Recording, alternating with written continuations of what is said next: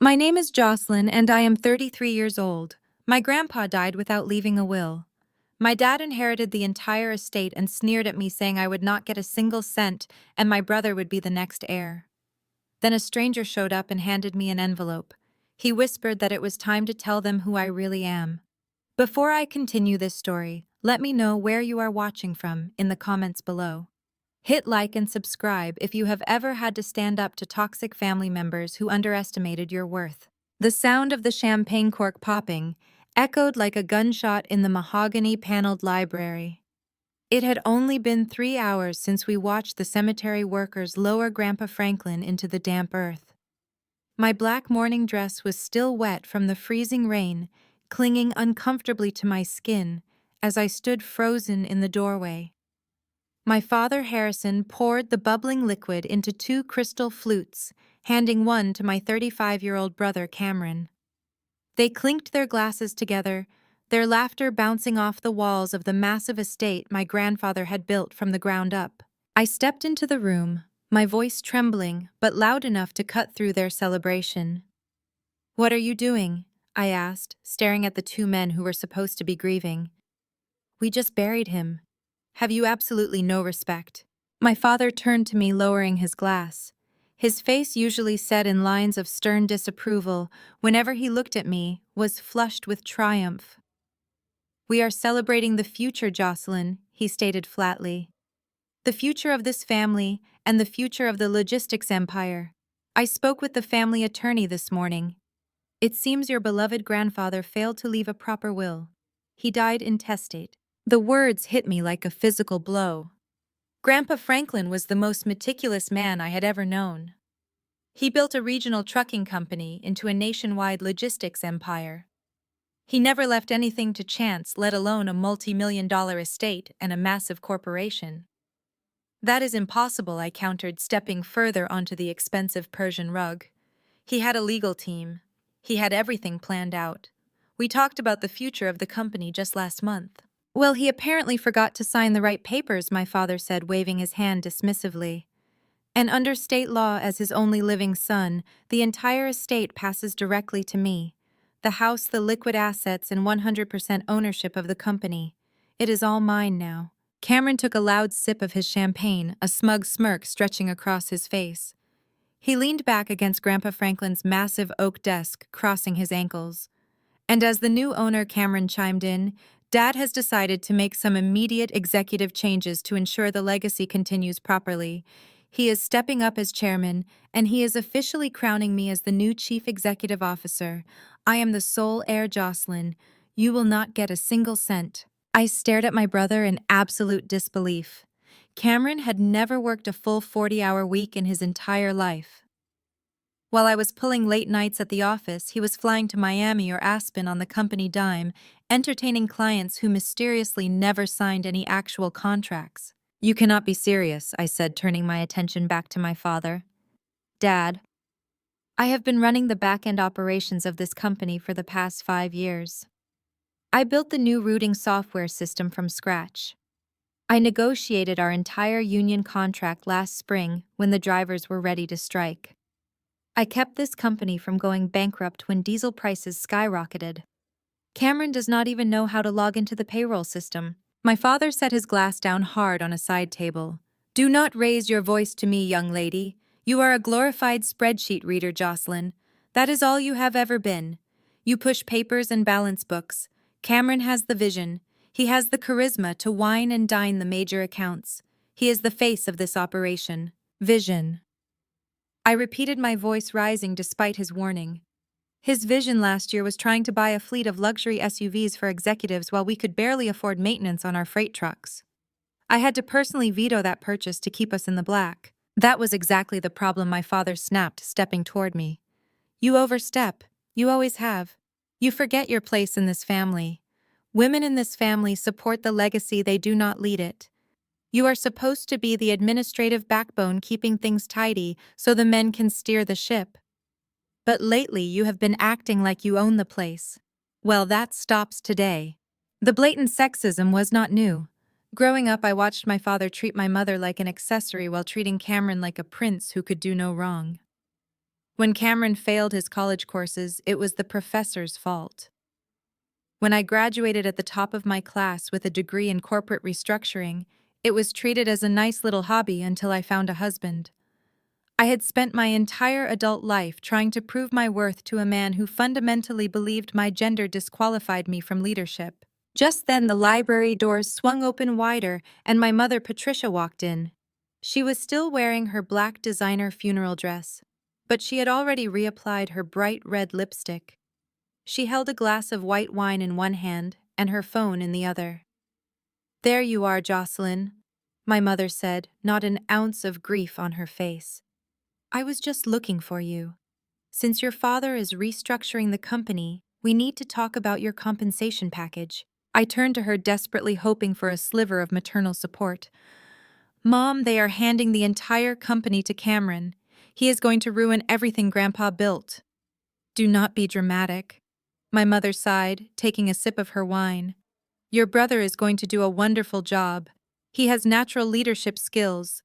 Besides, you should be happy for him. Family supports family. Which reminds me, I need you to hand over the keys to your company car." I blinked, sure I had misheard her. "My car?" I asked. "The sedan I use to drive to our distribution centers every single day."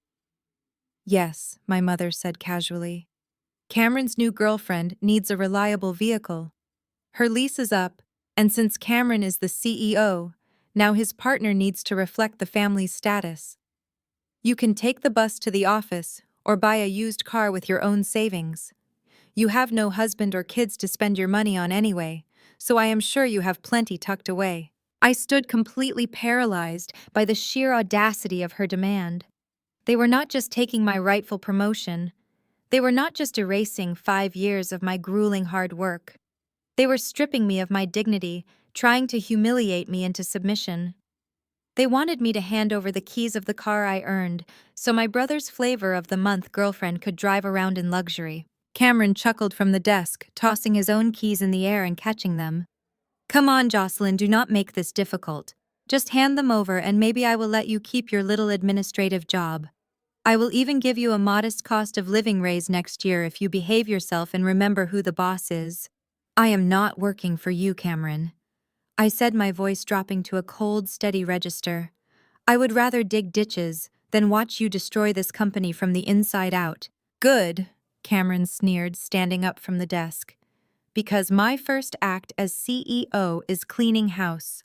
I want you to write down every administrative password, every bank login, and every vendor contact code right now. You are turning over all your access." I looked at him with pure disgust. "I am not giving you my passwords. Those systems are secured under my credentials for a reason. You have no idea how to operate the back-end architecture." "It is my company now, Jocelyn." My father interrupted, his face red with anger. "You will do exactly as your brother says, or I will have you escorted off this property. I am not giving you anything," I repeated, standing my ground. "You want to run the logistics empire, then figure out how the software works yourself." My father pulled his phone from his pocket and dialed a number. "Yes, I need security in the main library immediately," he barked into the receiver.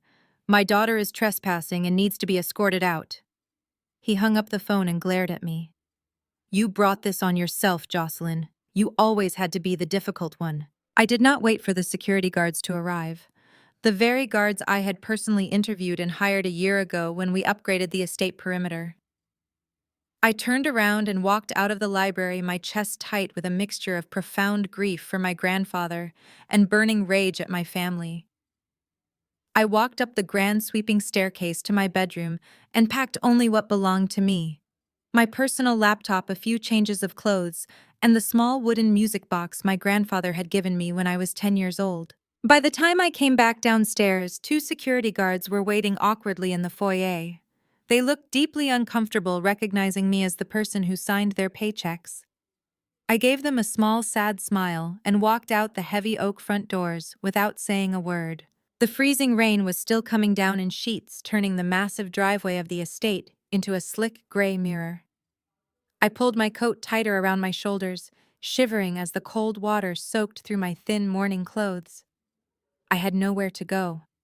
I had dedicated my entire adult life to the family business living on the estate, to be closer to my grandfather as his health declined. Now I was homeless, jobless, and entirely alone. As I reached the end of the long driveway, the wrought iron gates began to slowly open. I stepped aside, expecting to see Cameron's girlfriend arriving in her expensive car to claim my sedan. Instead, a sleek black town car pulled through the gates, its tires hissing softly against the wet pavement. The car stopped right beside me. The back door opened and a man in a sharp, tailored suit stepped out into the downpour, ignoring the rain completely. He held a thick wax-sealed envelope in his leather-gloved hands. "Jocelyn?" he asked, his voice calm and authoritative over the sound of the storm. "Yes," I answered cautiously, clutching my laptop bag against my chest. "Who are you?" He did not introduce himself right away. Instead, he held out the heavy envelope. The wax seal bore my grandfather's personal crest, a soaring eagle over a compass. "Your grandfather said they would not wait a single day to betray you," the man whispered, stepping closer so only I could hear. "He told me they would try to take everything the moment he was in the ground."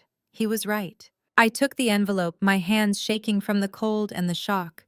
"What is this?" I asked, staring down at the thick parchment. The man offered a small, knowing smile. "It is time to tell them who you really are, Miss Jocelyn." He opened the door of the town car and gestured for me to get inside. "Get in. We have a lot of work to do and your empire is waiting." I slid into the plush leather seat of the town car, leaving the freezing rain and my treacherous family behind. The heavy door closed, shutting out the noise of the storm. The man sat across from me, pouring a cup of hot coffee from a silver thermos and handing it to my shivering hands. He introduced himself as Gregory Pierce, a private wealth attorney based out of Chicago. He explained that my grandfather had retained his services a decade ago, specifically to keep his plans hidden from the local lawyers my father liked to socialize with at the country club. I held the hot cup tightly, letting the warmth seep into my numb fingers, while I stared at the wax-sealed envelope on my lap. Gregory told me not to open it until we reached a secure location. The driver navigated us through the slick city streets, pulling into the underground parking garage of a high-rise glass building downtown. Gregory led me to a private conference room on the top floor. The space was pristine and silent, a sharp contrast to the chaotic shouting match I had just escaped at the estate. He gestured for me to sit at the long oak table. I broke the wax seal on the envelope and pulled out a stack of dense legal documents. At first glance, they looked like standard corporate filings, but as I read the headers, my breath caught in my throat. I looked up at Gregory, completely stunned. "Grandpa Franklin did not die intestate," I said, my voice barely above a whisper. "He had a will. He had an entire succession plan." Gregory nodded, taking a seat across from me. "Your grandfather was a brilliant man, Jocelyn. He knew exactly who your father was, and he saw exactly what your brother was becoming. 10 years ago, he realized that handing them the keys to the logistics empire would mean bankrupting the work of his lifetime. So he executed a massive corporate maneuver quietly and legally. He transferred the actual real estate, the proprietary logistics software, and the physical fleet of trucks into a blind trust." I looked back down at the papers, my mind racing as my corporate restructuring training kicked in. The operating company that my father and Cameron just inherited, I started piecing the puzzle together. It is a shell. It is nothing but a hollow shell company. "Precisely," Gregory smiled. "The company Harrison and Cameron think they own does not actually own a single truck. It does not own the warehouses. It does not even own the routing software you built. It leases everything from the blind trust. They inherited an operating entity burdened with payroll and daily liabilities, but stripped of all tangible assets. And you, Miss Jocelyn, are the sole beneficiary and the sole executor of that blind trust." The realization hit me with the force of a freight train. My grandfather did not just leave me money. He left me the ultimate leverage over the people who had spent my entire life making me feel small. All those years, my parents mocked my career in corporate mergers and acquisitions, calling it cleaning up other people's trash. All those times they praised Cameron for his empty charm. Grandpa Franklin was watching. He knew my grueling job was exactly the training I needed to manage a massive complex portfolio. He was grooming me to be the true heir while letting Cameron play the fool. Gregory slid another folder across the table. This contains the master lease agreements between the shell company your brother now runs and your blind trust. You will notice Section 4, Paragraph 2. The lease on the physical estate, the warehouses, and the software is up for renewal in exactly 30 days. Your grandfather structured it this way deliberately. If they do not pay the newly adjusted market rates, they default. If they default, the trust reclaims all property and revokes their software licenses, effectively shutting down their entire operation overnight. I read through the clauses, my heart pounding with a fierce, newly awakened power. My father had just kicked me out of the house I legally owned. He had ordered security to escort me off a property that belonged to my trust. Cameron was bragging about being the chief executive officer of a company that relied entirely on my good graces to survive another 30 days. They thought they had left me with nothing, but in reality, I held the deed to their entire existence. We need to notify them. I said, my corporate instincts taking over. We need to send them the lease renewal terms and expose the trust. Gregory held up a hand. You are the executor, Jocelyn. You can announce your status right now if you wish. But your grandfather left one final piece of advice. He said to give Cameron enough rope to hang himself. If you reveal your hand today, they will panic and hire a team of vicious lawyers to contest the trust. If you stay silent and let Cameron run the shell company for a few weeks, his own arrogance will destroy them faster than any lawsuit. I leaned back in my chair, thinking about the smug look on my brother's face when he demanded my passwords. I thought about my mother demanding the keys to my car so Cameron's girlfriend could drive it. I thought about my father telling me that women in our family were only meant to support the legacy, not lead it. A cold, calculating calm settled over me. I looked at Gregory and closed the folder. We stay silent, I declared. We do not send a single warning. Let Cameron play chief executive officer. Let my father pop his champagne. I want to see exactly how quickly they run that shell company into the ground without me there to fix their mistakes. Over the next week, I returned to my own sleek downtown office at the corporate restructuring firm. My partners knew of my grandfather's passing and offered their condolences, but I dove straight back into my work. I did not shed another tear. Instead, I used my private secure network to monitor the logistics company. Even though Cameron thought he had locked me out, he lacked the technical knowledge to realize my administrative access was hard-coded into the very architecture of the routing software I designed. I was a silent ghost in their machine, watching their metrics drop day by day. It was pathetic. Without my daily oversight, deliveries were delayed by hours. Fuel costs spiked because Cameron authorized the drivers to take faster, inefficient routes just to clear the backlog. My mother was posting photos on social media every single day, flaunting their new wealth.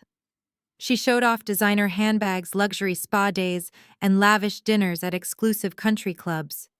Cameron was featured in a local business magazine giving a completely delusional interview about how he planned to double the company's revenue in 6 months by expanding into international freight. They were bleeding cash and spending money they did not even have. I sat at my desk sipping coffee and watching the digital dashboard glow red with failing profit margins. My phone buzzed on the desk. It was a secure message from Gregory Pierce. I opened it and read the text twice to make sure my eyes were not deceiving me. A slow, triumphant smile spread across my face. Cameron had just made his first fatal mistake. Gregory informed me that my brother, desperate to maintain the illusion of massive success for his new girlfriend, and his magazine features, had approached a private equity firm. He had taken out a massive predatory line of credit. The interest rates were astronomical, but that was not the best part. Cameron had used the company's physical fleet of trucks and the estate itself as collateral to secure the loan. He took out millions of dollars in high-interest debt to purchase a private jet so he could fly to client meetings in style. He had confidently signed legally binding bank documents pledging assets he did not actually own. He had pledged my trucks and my land to a private equity firm. The dominoes had officially started to fall. Cameron thought he was a genius businessman securing a luxury lifestyle, but he had just committed federal wire fraud and bank fraud. He had forged a path straight to his own destruction, and he had handed me the match to light the fire. I picked up my phone and called Gregory. "Prepare the default notices," I told the attorney, my voice steady and cold. "Get our forensic accountants ready. My brother just bought a private jet with stolen collateral, and the lease on their fake empire expires in 3 weeks. It is time to let them drown." The heavy door of the town car clicked shut, slicing off the sound of the freezing rain, and the echoing shouts I imagined were still coming from my father's library. The interior of the vehicle smelled of rich leather and aged cedar, a sharp contrast to the bitter metallic tang of the storm outside. I sat shivering in my damp morning clothes, clutching my laptop bag to my chest as if it were a shield. The man sitting across from me did not immediately speak. He smoothly reached for a silver thermal carafe secured in the center console, poured a steaming cup of black coffee, and handed it to me. His movements were precise, deliberate, and completely devoid of the frantic, greedy energy that had consumed my father and brother just minutes ago. "Drink this," he said, his voice a low, calming baritone. "You are going into shock, and we need your mind sharp for what comes next." I took the cup, wrapping my numb fingers around the porcelain. The heat seeped into my skin, but it did nothing to thaw the ice forming in my chest. "Who are you?" I demanded, my voice steadier than I felt. "You knew my grandfather. You have his crest on that envelope." The man adjusted his tailored suit jacket and offered a polite nod. "My name is Gregory Pierce. I am a private wealth attorney and senior partner at a firm based out of Chicago. I apologize for the dramatic introduction, but your grandfather gave me very strict instructions regarding the timing and location of this meeting. He anticipated that your father Harrison would move to claim the logistics empire the moment the funeral concluded. Franklin knew Harrison would not even wait for the dirt to settle before attempting to push you out." I stared at him, trying to process his words. "If you were my grandfather's attorney, why were you not at the house? Why did you not stop my father from declaring himself the sole heir?" Gregory offered a tight, humorless smile. "Because Franklin did not want me anywhere near your father's country club lawyers. Your father has spent the last decade surrounding himself with sycophants local attorneys who care more about playing golf at the estate than practicing sound corporate law. Franklin needed someone completely insulated from your family's social circles. He needed a ghost. For the past 10 years, I have been that ghost, managing his true assets far away from Harrison's prying eyes." The town car pulled away from the curb, leaving the sprawling gates of my childhood home behind. I watched through the tinted windows as the massive stone pillars disappeared into the gray storm. My father and Cameron were in there right now, popping champagne and toasting to my ruin. They thought they had broken me. They thought kicking me out into the rain with nothing but my laptop was the ultimate victory. We drove in silence for 40 minutes, heading deep into the financial district. The car descended into a secure underground parking garage beneath a towering glass skyscraper. Gregory led me to a private elevator, requiring a biometric scan to operate. There was no directory, no receptionist, just smooth, polished steel and absolute discretion. The elevator shot up to the top floor, opening directly into a massive, austere conference room. The walls were floor-to-ceiling glass, overlooking the storm-battered city. "Please take a seat," Gregory said, gesturing to a heavy oak table. I sat down, setting the wax-sealed envelope on the polished wood. My hands were finally steady. The shock had worn off, replaced by a burning clinical need to understand exactly what was happening. I broke the heavy red wax seal, the eagle and compass crest, snapping cleanly in two. I pulled out a thick stack of legal documents. I expected to see a traditional last will and testament. I expected to see a list of personal bequests, or maybe a modest trust fund meant to soften the blow of my disinheritance. Instead, I found myself staring at a labyrinth of corporate restructuring filings, shell company formations, and intellectual property transfers. As a professional who had spent 5 years running the back end of a logistics empire, I recognized the complexity of these documents immediately. This was not a simple will. This was a financial fortress. "Grandpa Franklin did not die intestate," I said. my eyes darting across the first page of a master trust agreement. He had a plan. Gregory took a seat across from me, folding his hands on the table. Franklin did not just have a plan, Jocelyn. He executed one of the most brilliant and ruthless corporate maneuvers I have ever seen in my 30 years of practicing law. He saw the writing on the wall 10 years ago. I looked up from the papers, giving Gregory my full attention. What do you mean he saw the writing on the wall? He saw Harrison's absolute incompetence, Gregory explained, leaning forward. And he saw Cameron's bottomless greed.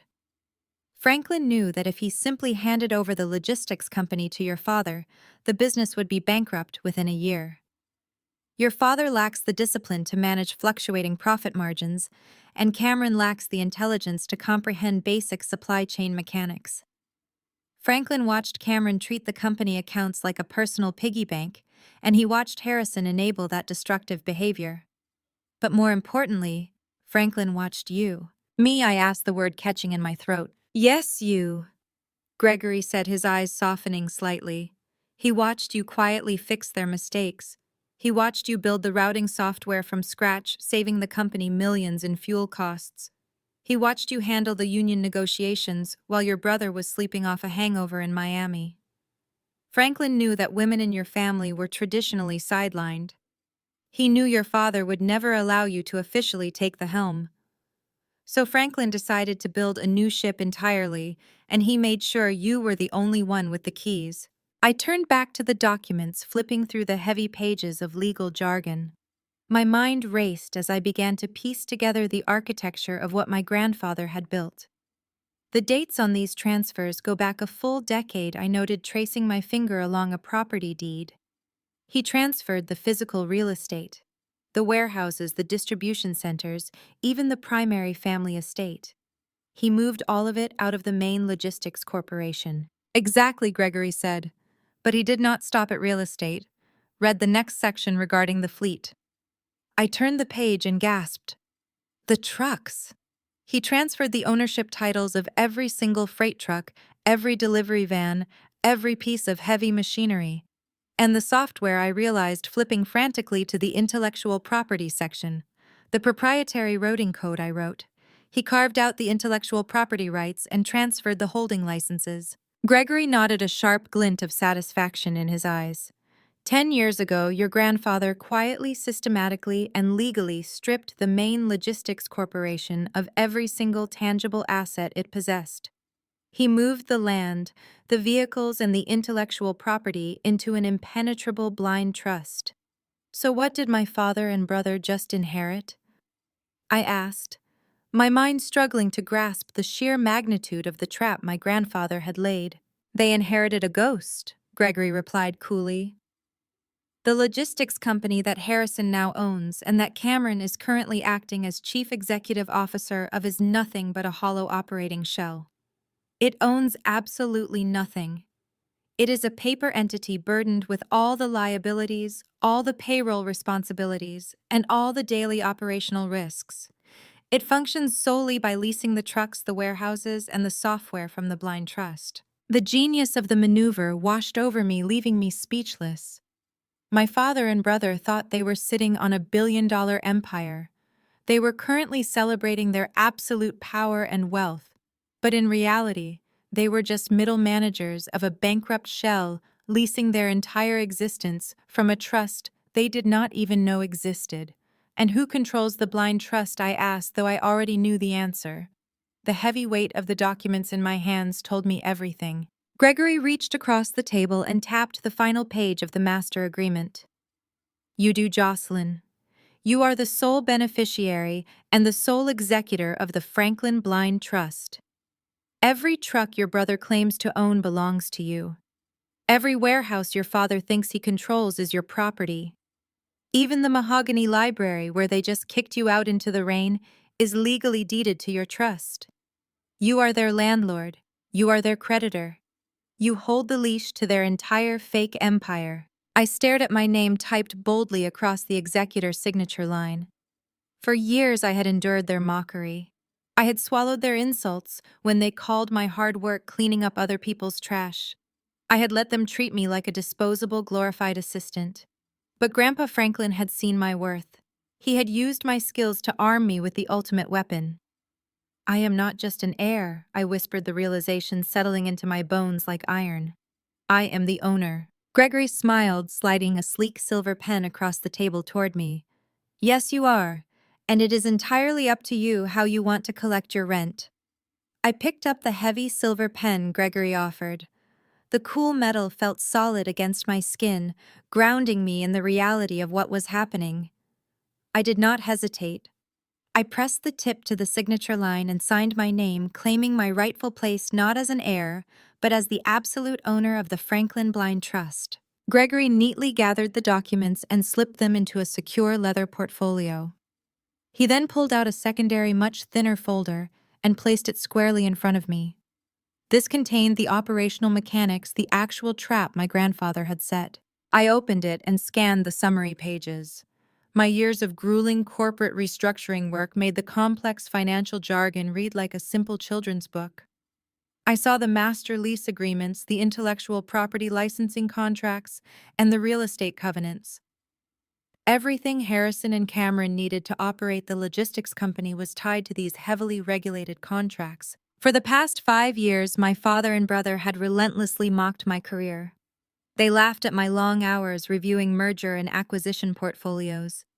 They called me a glorified accountant and said my work was just cleaning up other people's trash.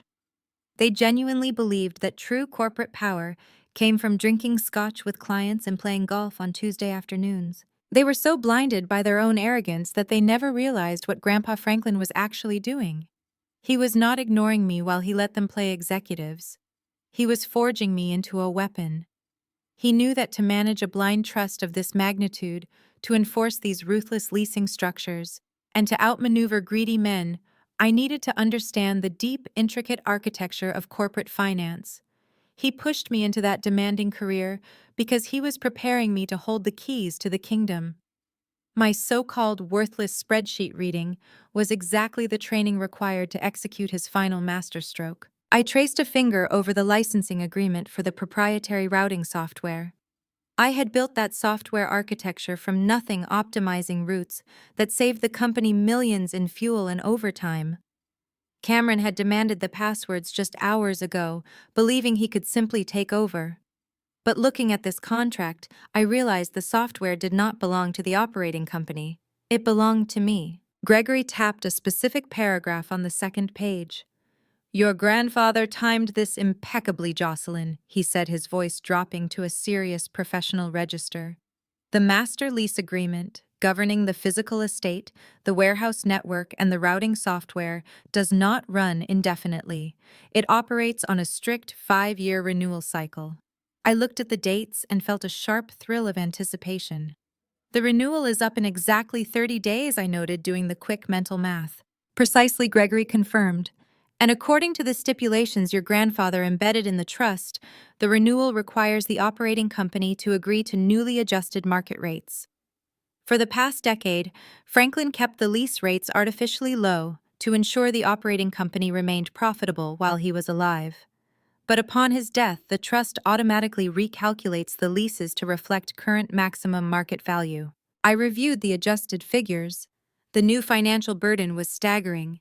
The operating company would be required to pay triple the previous amount just to keep the trucks on the road and the software online. If they do not sign the new agreements and pay the adjusted rates within 30 days, what happens, I asked, though I could already see the default clauses. If they miss the deadline by a single minute, or if they fail to secure the capital for the new rates, they are in breach of contract, Gregory explained, folding his hands. The trust automatically initiates immediate reclamation procedures. We revoke the software licenses, shutting down their entire digital infrastructure globally. We dispatch recovery teams to repossess every single truck in the fleet. And we serve immediate eviction notices for all physical properties, including the grand estate your father is currently drinking champagne inside. The sheer destructive power of the clauses was breathtaking. Harrison and Cameron had just kicked me out into the freezing rain, believing they had stripped me of my livelihood and my home. They had no idea that in 30 days, they would be the ones facing total eviction and total corporate collapse. Gregory pulled out a crisp sheet of company letterhead. "The question now is how you want to play this," he said. "As the executor, you have the right to formally announce your position immediately. I can draft a declaration of ownership right now. We can have a courier serve your father and brother with the documents before they even finish their celebration. We can look them in the eye and tell them you are the one holding the leash." I stared at the blank letterhead. The temptation was incredibly strong. I wanted to see the color drain from my brother's smug face. I wanted to watch my father realize that the daughter he discarded was actually his landlord, his creditor, and his ultimate boss. I wanted to throw my mother's demand for my car keys back in her face with an eviction notice. But then I thought about my grandfather. He was a master tactician who never played his cards prematurely. He had built this entire labyrinth in secret, specifically because he knew how my family operated. "If I announce my status today, what will they do?" I asked, thinking aloud.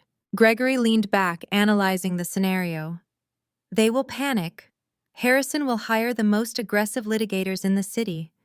They will file injunctions claiming your grandfather was not of sound mind or that you manipulated him. They will try to tie the trust up in probate court for years, draining the assets in legal fees. Cameron will likely try to sabotage the physical fleet out of pure spite. They will fight you with everything they have because they will know exactly who their enemy is." I nodded, the strategy crystallizing in my mind. That is exactly what they would do. They would turn it into a public war. But if they do not know I am the one pulling the strings, they cannot fight me. They will just think they are dealing with a faceless, uncompromising corporate trust. I pushed the blank letterhead back across the table toward Gregory. "We do not announce anything," I said, my voice cold and resolute. "We stay entirely silent." Gregory raised an eyebrow, a faint smile touching his lips. "You do not want to serve them the notice yourself?" "No," I replied. "If I reveal my hand today, they will go on the defensive. They will unite against me. But if I let them believe they are the untouchable kings of the logistics empire, their own arrogance will do the work for us. Cameron has never managed a real budget in his life. He thinks being a chief executive officer means flying first class and throwing parties. Harrison is too stubborn to admit he does not understand the back-end operations." I stood up and walked over to the floor-to-ceiling window, looking out over the storm-battered city. The freezing rain was still lashing against the glass, but I felt perfectly warm. "Send the lease renewal documents through the standard automated legal channels," I instructed, turning back to Gregory. "Let the notices arrive on Cameron's desk just like any other piece of corporate mail. Let him look at those massive adjusted rates and realize the company is bleeding cash. They will not suspect me. They will just think it is a standard vendor contract they can ignore or negotiate later." "And when they fail to pay," Gregory asked. "When they fail to pay, we execute the default clauses without a single ounce of mercy," I said. "I am not going to warn them.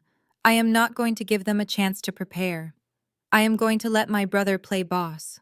I am going to let my father believe he finally got exactly what he wanted. I will let them dig their own graves with their own incompetence." Gregory chuckled softly, packing the documents away.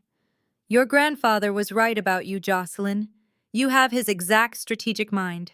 We will proceed with absolute silence. The trust will operate like a ghost." I gathered my laptop bag, the only thing I had brought with me from the estate. I did not need anything else. I had everything required to dismantle the toxic hierarchy that had suffocated me for 33 years. I thanked Gregory and walked out of the conference room, feeling a profound sense of clarity. The 30-day countdown had officially begun, and my family was completely oblivious to the ticking clock. The storm passed, leaving the city washed clean and freezing. But inside my corner office at the M&A firm, the temperature was perfectly regulated. My partners had offered me bereavement leave, but I declined. There was no time for mourning, not when I had an empire to monitor. I settled into my ergonomic chair, the panoramic view of the skyline, a stark reminder of the heights I had reached, while my family thought I was merely playing secretary. I opened my secure laptop, the same one I had carried out of the estate, and logged into the logistics company's back end.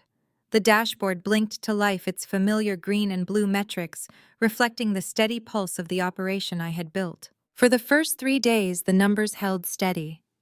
Cameron's absence from the actual operations meant the automated systems I had put in place continued to function efficiently. But on the fourth day, the first cracks began to show. The on-time delivery rate, a metric I had maintained at 98% for 2 years, dipped to 92%. A major distribution center in Ohio reported a staffing shortage, and instead of shifting personnel from a nearby hub, a protocol I had established, Cameron had authorized double overtime pay to cover the gap. The labor cost graph spiked sharply, casting a harsh red glow across my screen. I leaned back, sipping my black coffee, a grim satisfaction settling over me. He was bleeding cash to solve problems he didn't understand.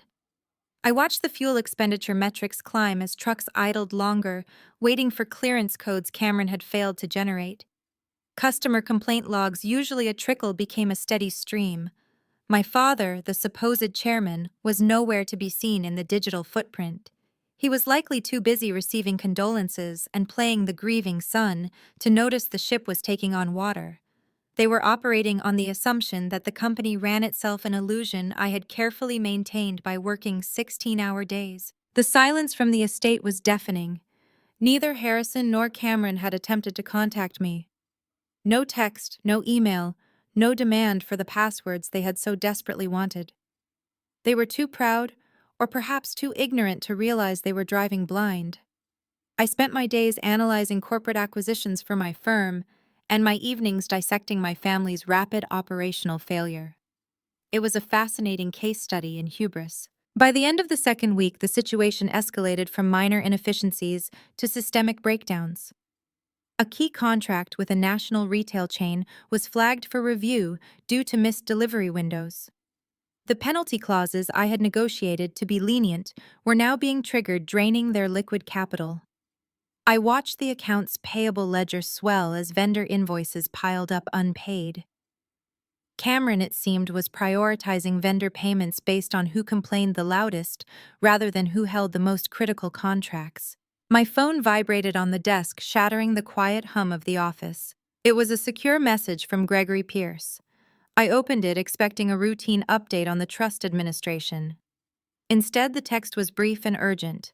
Check your secure email immediately. We have a situation. I set down my coffee and accessed the encrypted portal Gregory had established.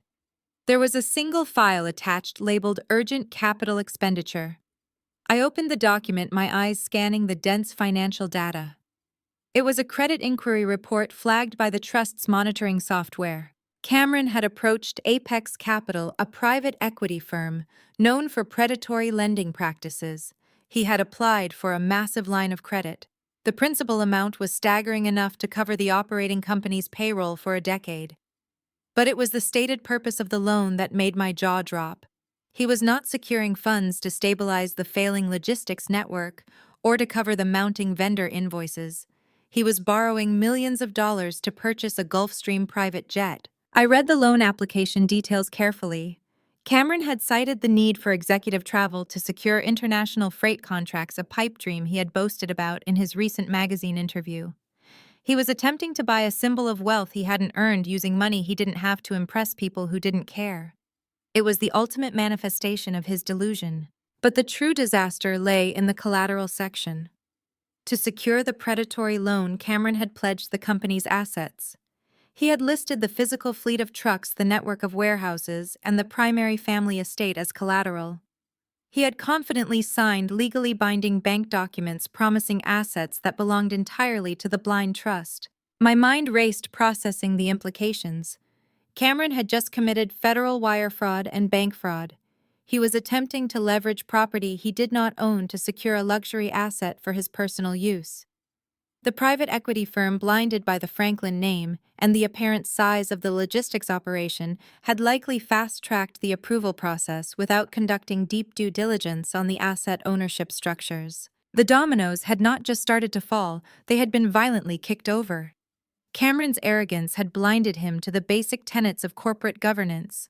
He thought he was untouchable, the newly crowned king of an empire. He had no idea he was a tenant about to be evicted. I picked up my phone and called Gregory. The line connected instantly. "You saw it?" he asked, his voice calm but underscored with tension. I saw it, I replied, my own voice cold and precise. He pledged the trust's assets. He used my trucks and my land to buy a jet. The loan is in the final stages of underwriting, Gregory confirmed.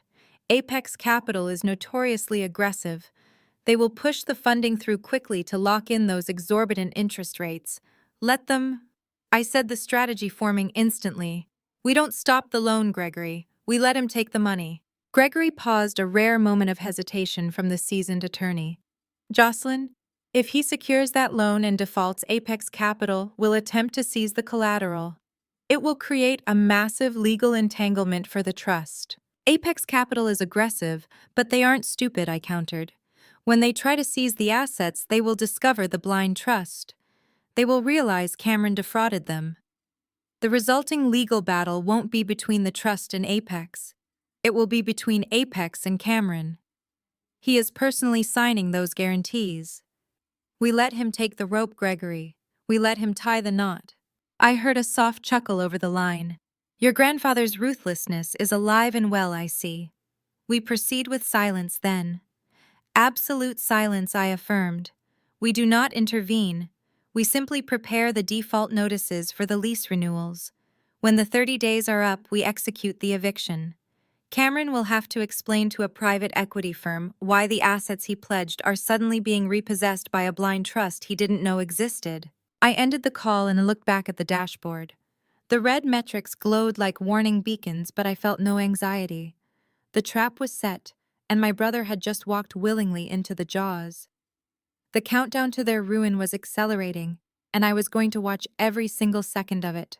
The notification on my secondary monitor blinked, a small, unassuming green dot that signaled the completion of a transaction worth millions. The wire transfer had cleared. Through a labyrinth of anonymous LLCs and nested corporate entities, my restructuring firm had just purchased the predatory debt Cameron had secured from Apex Capital. I leaned back in my chair, the leather creaking softly in the quiet of my office. I was no longer just the executor of the blind trust that leased them their operations. I was now the primary creditor holding the note on their private jet and the fraudulent collateral they had pledged against it. I effectively owned their debt and, by extension, their immediate future. While I was methodically tightening the financial noose, my family was busy performing a grotesque pantomime of extreme wealth. The contrast was almost comical. My mother, Patricia, had launched a relentless social media campaign, treating her feeds as a daily broadcast of her newfound status. I watched from a burner account as she posted photos of herself draped in designer labels, sipping champagne on the deck of the estate that she didn't actually own. She tagged luxury boutiques and exclusive country clubs, her captions dripping with the kind of forced humility that screamed desperation. So blessed, she wrote under a picture of a diamond tennis bracelet. Hard work finally pays off. The irony was suffocating. The hard work had been mine, and the payout she was currently squandering was borrowed on a lie. But it wasn't just my mother. Cameron, fueled by the influx of predatory cash, had decided he was a visionary. A local business magazine, known more for its glossy advertisements than its journalistic rigor, featured him on its cover. The headline read, "The New Face of Logistics, Cameron's Global Vision." I had read the article twice, marveling at the sheer volume of buzzwords and empty promises he managed to string together. He spoke expansively about disrupting the supply chain, leveraging synergy, and expanding into international freight markets. He claimed the company was positioned for unprecedented exponential growth. The interviewer praised his bold leadership style, entirely missing the fact that Cameron couldn't explain the difference between a bill of lading and a customs manifest if his life depended on it. The article featured a full-page spread of Cameron standing on the tarmac next to the Gulfstream jet he had just bought with the stolen collateral. He wore a custom-tailored suit, leaning casually against the fuselage, the very image of a self-made titan. It was a masterclass in delusion. He was playing a character in a movie he had written in his own head, utterly disconnected from the brutal reality of the balance sheets that were currently imploding under his leadership. Harrison, my father, was conspicuously absent from the flashy magazine spreads, but his ego was no less inflated. He was busy leveraging his new title as chairman to secure invitations to exclusive boardrooms and private dining clubs, networking with the city's elite. He was selling the promise of the logistics empire, using my grandfather's reputation as a shield to hide his own incompetence. They were all participating in a shared hallucination, convinced that the sheer force of their arrogance would somehow manifest the reality they desired. But the reality was manifesting differently. My dashboard, a direct feed into the company's back-end operations, painted a picture of absolute chaos. The metrics were no longer just dipping, they were cratering. The on-time delivery rate, the lifeblood of any logistics firm, had plummeted into the low 80s. Drivers, frustrated by the lack of clear routing and the erratic dispatch schedules Cameron's chaotic management created, were threatening wildcat strikes. Several key accounts, tired of delayed shipments and unreturned phone calls, had formally submitted notices of termination. The financial drain was accelerating exponentially. Cameron was treating the company accounts like a personal slush fund, withdrawing massive sums to cover the maintenance and crew costs of the private jet, while simultaneously ignoring the mounting stack of vendor invoices. The accounts payable ledger was a disaster zone, glowing angry red as penalties and late fees compounded. They were hemorrhaging cash, and the predatory loan from Apex Capital, which I now controlled, was the only thing keeping the lights on. It was a ticking time bomb, and I had the detonator securely in my possession. I pulled up the terms of the loan I had just acquired. The interest rates were astronomical, designed to choke the borrower into default. But the most critical clause was the acceleration provision. If the company's liquidity ratio dropped below a certain threshold, a threshold they were currently hurtling toward, at breakneck speed, the entire principal balance became immediately due and payable. I ran the projections factoring in the upcoming lease renewal for the estate and the software, the default on which would trigger the trust's reclamation procedures. The timeline was perfect. The lease renewal deadline and the loan acceleration trigger were set to collide in a spectacular financial explosion. My phone buzzed, jarring me from my calculations. It was a text from an old contact at one of the major retail chains that used our logistics services. "Jocelyn, what is happening over there? Your brother is dodging our calls, and our Midwest shipments are 3 days late. If this isn't fixed by Friday, we're pulling the contract." I felt a twinge of professional guilt. I had built those relationships. I had promised those clients reliability. But I knew that intervening now would only prolong the inevitable. I had to let the structure fail completely before I could rebuild it. "I'm no longer with the company," I texted back, keeping my tone neutral. "You need to speak with the new CEO." I watched the response bubble appear and disappear, imagining the frustration on the other end. The client would likely pull the contract, adding another massive hole to Cameron's sinking ship. I turned my attention back to the loan portfolio. As the primary creditor, I had the right to demand a comprehensive audit of their financials at any time. I drafted the formal request detailing the specific documentation required to verify their liquidity ratios and asset valuations. It was a standard procedure for high-risk debt, but in this context, it was a declaration of war. I didn't send it immediately. I wanted the audit demand to hit their desks right as the pressure reached its peak. I scheduled the email to be delivered at 4:55 p.m. on a Friday, ensuring it would ruin their weekend and leave them scrambling for answers when the banks were closed. I pictured Cameron sitting in the mahogany library, perhaps polishing his new golf clubs or planning his next magazine interview, completely oblivious to the financial guillotine suspended above his head. He thought he had outsmarted me, that he had claimed his rightful place as the golden child. He thought the game was over. He didn't realize the game hadn't even started. The board was set, the pieces were in position, and I was the only one who knew the rules. I closed my laptop, a sense of profound calm settling over me. The facade of their success was blindingly bright, but it was fragile, built on stolen assets and predatory debt. And when it shattered, I would be there ready to sweep up the pieces. The digital dashboard in my office resembled a war zone. For the past 5 years, I had maintained those metrics with ruthless efficiency, a symphony of green indicators validating my unseen labor. Now, under Cameron's stewardship, It was a bloodbath of red. The company wasn't just struggling, it was in a terrifying freefall. It started with the routes. I had designed a predictive algorithm that adjusted for weather patterns, traffic density, and driver hours.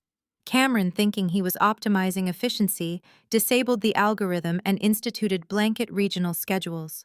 The result was instantaneous. Delivery times plummeted. Perishable goods rotted on loading docks because trucks arrived hours late or not at all.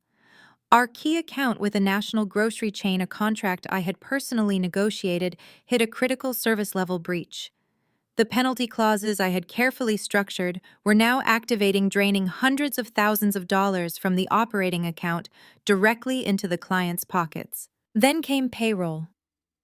Cameron, completely ignorant of cash flow management, had drained the operating accounts to cover the massive interest payments on his new predatory jet loan.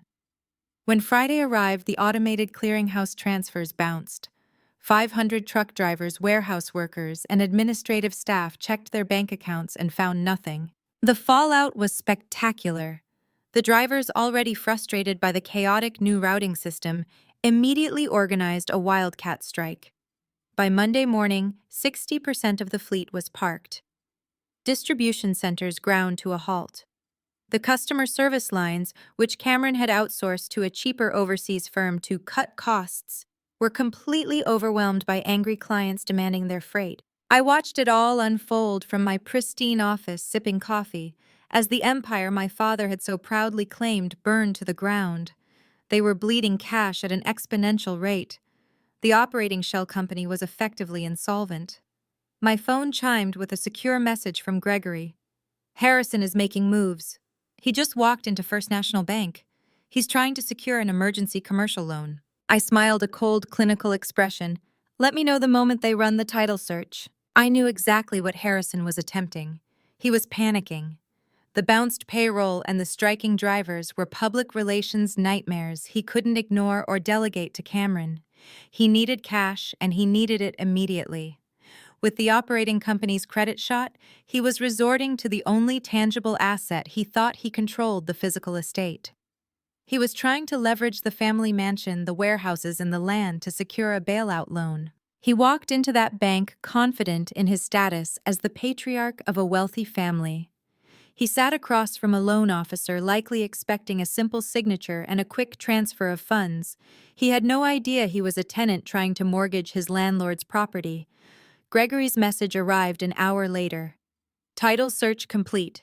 The loan officer just informed Harrison that the property is encumbered by a massive lien. He is currently demanding to speak to the bank president." I leaned back in my chair, imagining the scene. Harrison, red-faced and furious, demanding answers he couldn't comprehend. The bank president would calmly explain that a third party held a substantial senior lien against the physical estate and all associated commercial properties.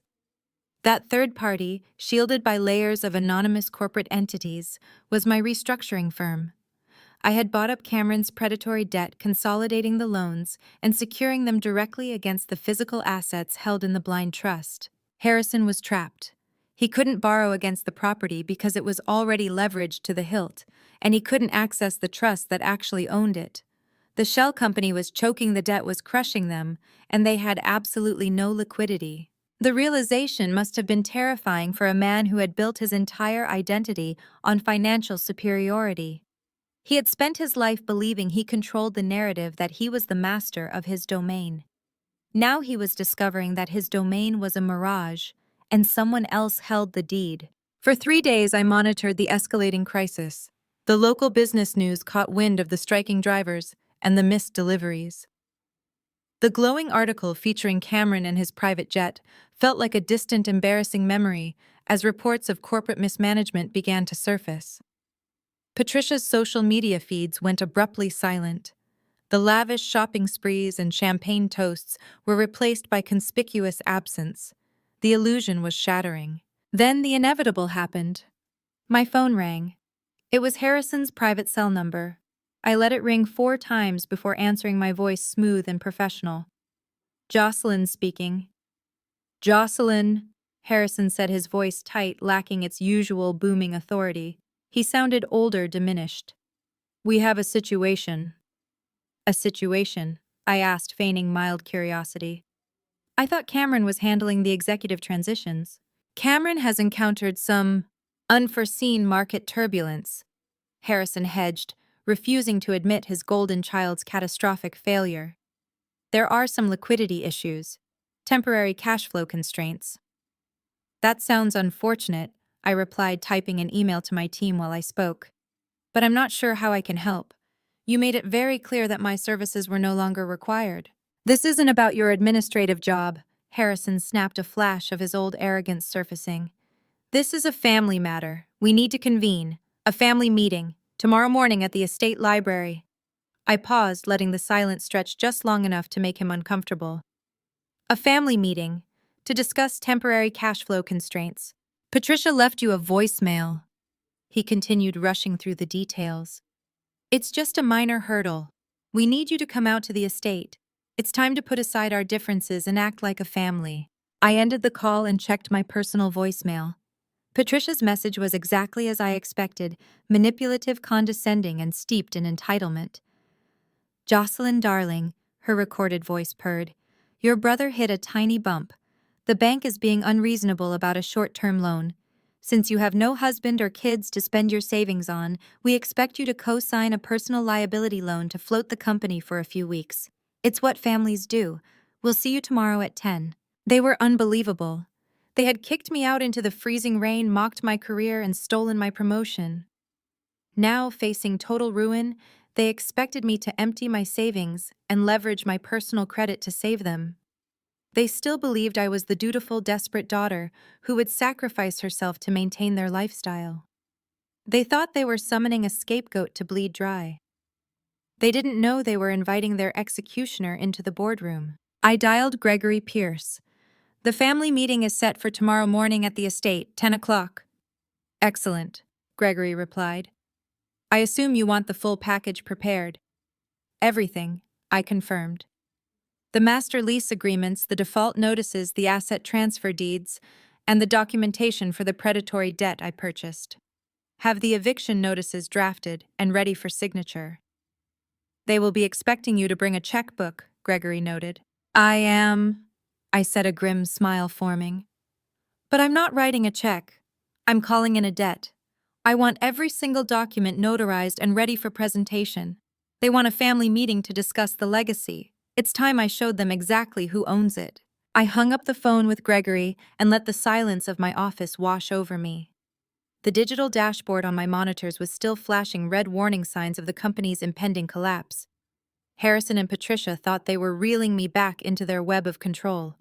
They believed they could simply snap their fingers and I would fall in line, opening my checkbook to clean up Cameron's catastrophic mess. I picked up my cell phone and played Patricia's voicemail one more time, just to let the sheer audacity of her words sink into my bones. Your brother hit a tiny bump. Since you have no husband or kids to spend your savings on, we expect you to co-sign a personal liability loan. It is what families do. We will see you tomorrow at 10. It was the exact same manipulative tactic they had weaponized my entire life. They constantly used my independence against me, framing my intense focus on my career and my lack of a traditional nuclear family as a fundamental character flaw. In their eyes, I was not a highly successful corporate strategist. I was a spinster daughter, hoarding wealth that rightfully belonged to the men of the family. They expected me to leverage my pristine credit score and liquidate my hard-earned savings to bail out a 35-year-old man who had literally just bought a private jet with stolen collateral. It was not a request. It was an order wrapped in the toxic guise of family duty. They were trying to bind my personal financial ruin to Cameron's sinking ship, ensuring that if he went down, I would go down with him. I spent the next 4 hours in the office meticulously reviewing the legal traps I was about to spring. Gregory sent over the finalized portfolio via our encrypted server. I printed every document on heavy archival paper so they could feel the weight of their destruction in their own hands. First was the master lease agreement with the default clauses highlighted in bright yellow ink. Next were the asset transfer deeds, proving my absolute unquestionable ownership of the blind trust. Then came the promissory notes from the predatory private equity loan, which my M&A firm had successfully purchased, making me Cameron's sole and entirely unforgiving creditor. And finally, the formal eviction notices drawn up for the estate and every commercial property they currently occupied. I placed them sequentially into a sleek black leather briefcase. This was not a negotiation file. It was a corporate guillotine. The following morning I woke before dawn. I did not feel the usual suffocating anxiety that used to plague me before family events. There was no knot of dread in my stomach, no frantic worrying about whether my clothes were acceptable or if my tone would provoke my father's famous wrath. I felt nothing but cold, absolute clarity. I bypassed the conservative gray suits I used to wear when playing the dutiful logistics administrator. Instead, I chose a razor-sharp tailored crimson blazer and stark black trousers. I paired it with the heavy luxury watch I had bought myself after closing my first major acquisition deal, a piece of jewelry my mother had previously scoffed at as far too masculine. I dressed like the apex predator they were about to realize they were facing. The drive from my downtown apartment to the family estate took exactly 45 minutes. I purposely took the route that passed the main logistics distribution hub. The sight was staggering. Hundreds of truck drivers were picketing outside the locked chain-link fences holding signs demanding their missing paychecks. News vans were parked on the shoulder, setting up cameras to broadcast my brother's utter failure to the morning commuters. Cameron had managed to destroy a thriving nationwide supply chain in less than a month. As I approached the main wrought iron gates of the private property, I noticed a stark difference from just 3 weeks ago. Two landscaping trucks were parked aggressively near the entrance, their drivers arguing heatedly with the estate's private security team. Cameron had clearly stopped paying the estate's maintenance vendors to funnel more cash toward his jet loan interest payments. The facade of their immense generational wealth was cracking on their very doorstep. The security guard, a man named Marcus, whom I had personally vetted and hired last year, spotted my car. He immediately waved the angry landscapers aside and hurried over to my driver's side window. "Miss Jocelyn," he said, looking profoundly relieved to see me. "Your father left orders that you were to be escorted directly to the main library boardroom upon arrival." Things are very tense inside. Mr. Cameron has been screaming at the accounting team on the phone all morning. The bank is threatening to freeze all remaining operational accounts. I offered the guard a polite, reassuring smile. "Thank you, Marcus. Just keep the gates clear today. We are going to have some official visitors arriving shortly, and they will need immediate access to the property." He nodded smartly, stepping back to let me through without asking any questions. I parked my car in the expansive circular driveway, pulling in right next to Cameron's obnoxiously loud sports car. I grabbed the black leather briefcase from the passenger seat. The physical weight of the documents inside felt incredibly satisfying. My phone buzzed in my pocket. It was a secure text from Gregory Pierce.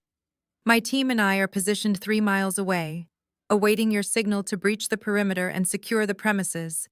I typed a quick reply confirming the timeline. Walking up the wide marble steps to the grand double doors, I took a moment to look at the massive stone columns and the sweeping architecture of the estate. For 33 years, this house had been a monument to my father's ego and my brother's entitlement. They walked these halls believing they were untouchable kings, born to rule an empire they fundamentally did not understand.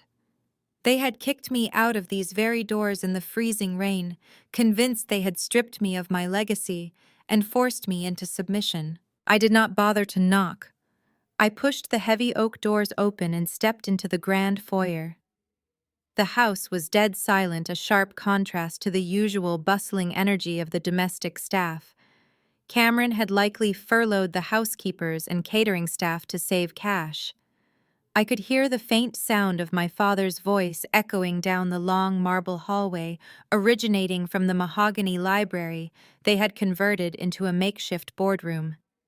He was speaking in low, urgent tones, punctuated by my mother's anxious, high-pitched replies. I walked down the hallway, the heels of my shoes clicking rhythmically against the imported hardwood floors. With every single step, I shed the remaining fragments of the obedient scapegoat daughter they expected to see. I was no longer the glorified spreadsheet reader they could bully into taking the fall for their mistakes. I was the architect of their ruin coming to collect my due. I reached the heavy double doors of the library and paused, listening to the desperation bleeding through the wood. I could hear Cameron pacing inside, cursing violently about the striking drivers and the frozen bank accounts, blaming everyone but himself. I could hear Patricia soothing him, promising that his sister would fix everything, just like she always did, because she had no other choice. They were waiting for a savior. They were expecting a desperate, lonely woman who would blindly hand over her life savings and her pristine credit score just to earn a scrap of conditional family approval. I gripped the handle of my briefcase, feeling the sharp edges of the eviction notices waiting inside. I pushed the library doors open and stepped into the room, my head held high. It was time to show them exactly what happens when you hand a woman the keys to the kingdom and tell her she is only allowed to clean up the trash. The heavy mahogany doors clicked shut behind me with a solid, definitive thud, sealing the five of us inside the grand library. The air in the room was thick with the scent of stale scotch and desperation, masked poorly by the expensive cologne Cameron practically bathed in. They were already seated around the massive oak table that Grandpa Franklin used to command. My father, Harrison, sat at the head of the table. He looked haggard, the dark circles under his eyes betraying the sleepless nights he had undoubtedly spent watching the company's stock plummet. Yet he still tried to maintain the posture of a king holding court. Cameron sat to his right, fidgeting with a gold pen, his custom-tailored suit looking entirely too tight across his shoulders. My mother, Patricia, was perched gracefully on a leather sofa nearby, an artificial smile plastered across her perfectly made-up face. Next to Cameron sat a man I did not recognize, a slimy corporate lawyer who reeked of cheap settlements and unethical loopholes. His nameplate on the folder in front of him read, Mr. Lawson. No one stood to greet me. No one offered an apology for throwing me out into the freezing rain a month ago. They simply stared at me, expecting me to fall right back into my designated role as the obedient, disposable daughter. "Glad you could carve out some time for your family, Jocelyn." My father began, his voice dripping with condescension, as if he were the one doing me a favor by allowing me to be present. "Have a seat. We have business to discuss." I did not take the chair they had explicitly left open for me at the far subservient end of the table. Instead, I walked purposefully toward the center, placing my sleek black briefcase directly on the polished wood. I remained standing, forcing them to look up at me. "You requested a family meeting regarding temporary cash flow constraints." I stated, my voice clinical and completely devoid of emotion. "I am here. Explain the constraints." My father bristled at my tone but quickly smoothed his expression. "It is nothing the company cannot handle." Cameron has been implementing an aggressive expansion strategy. As with any visionary growth, we are experiencing a brief period of market turbulence. The striking drivers are simply being unreasonable about the restructuring timeline. We need a minor bridge loan to cover operational expenses while the new international accounts finalize. I looked at Cameron. He refused to meet my eyes, opting to stare aggressively at the wall behind me. "Mr. Lawson." The lawyer cleared his throat and slid a thick stack of legal documents across the table toward my briefcase. "That is where you come in, Ms. Jocelyn. Your father and brother have outlined a very practical solution.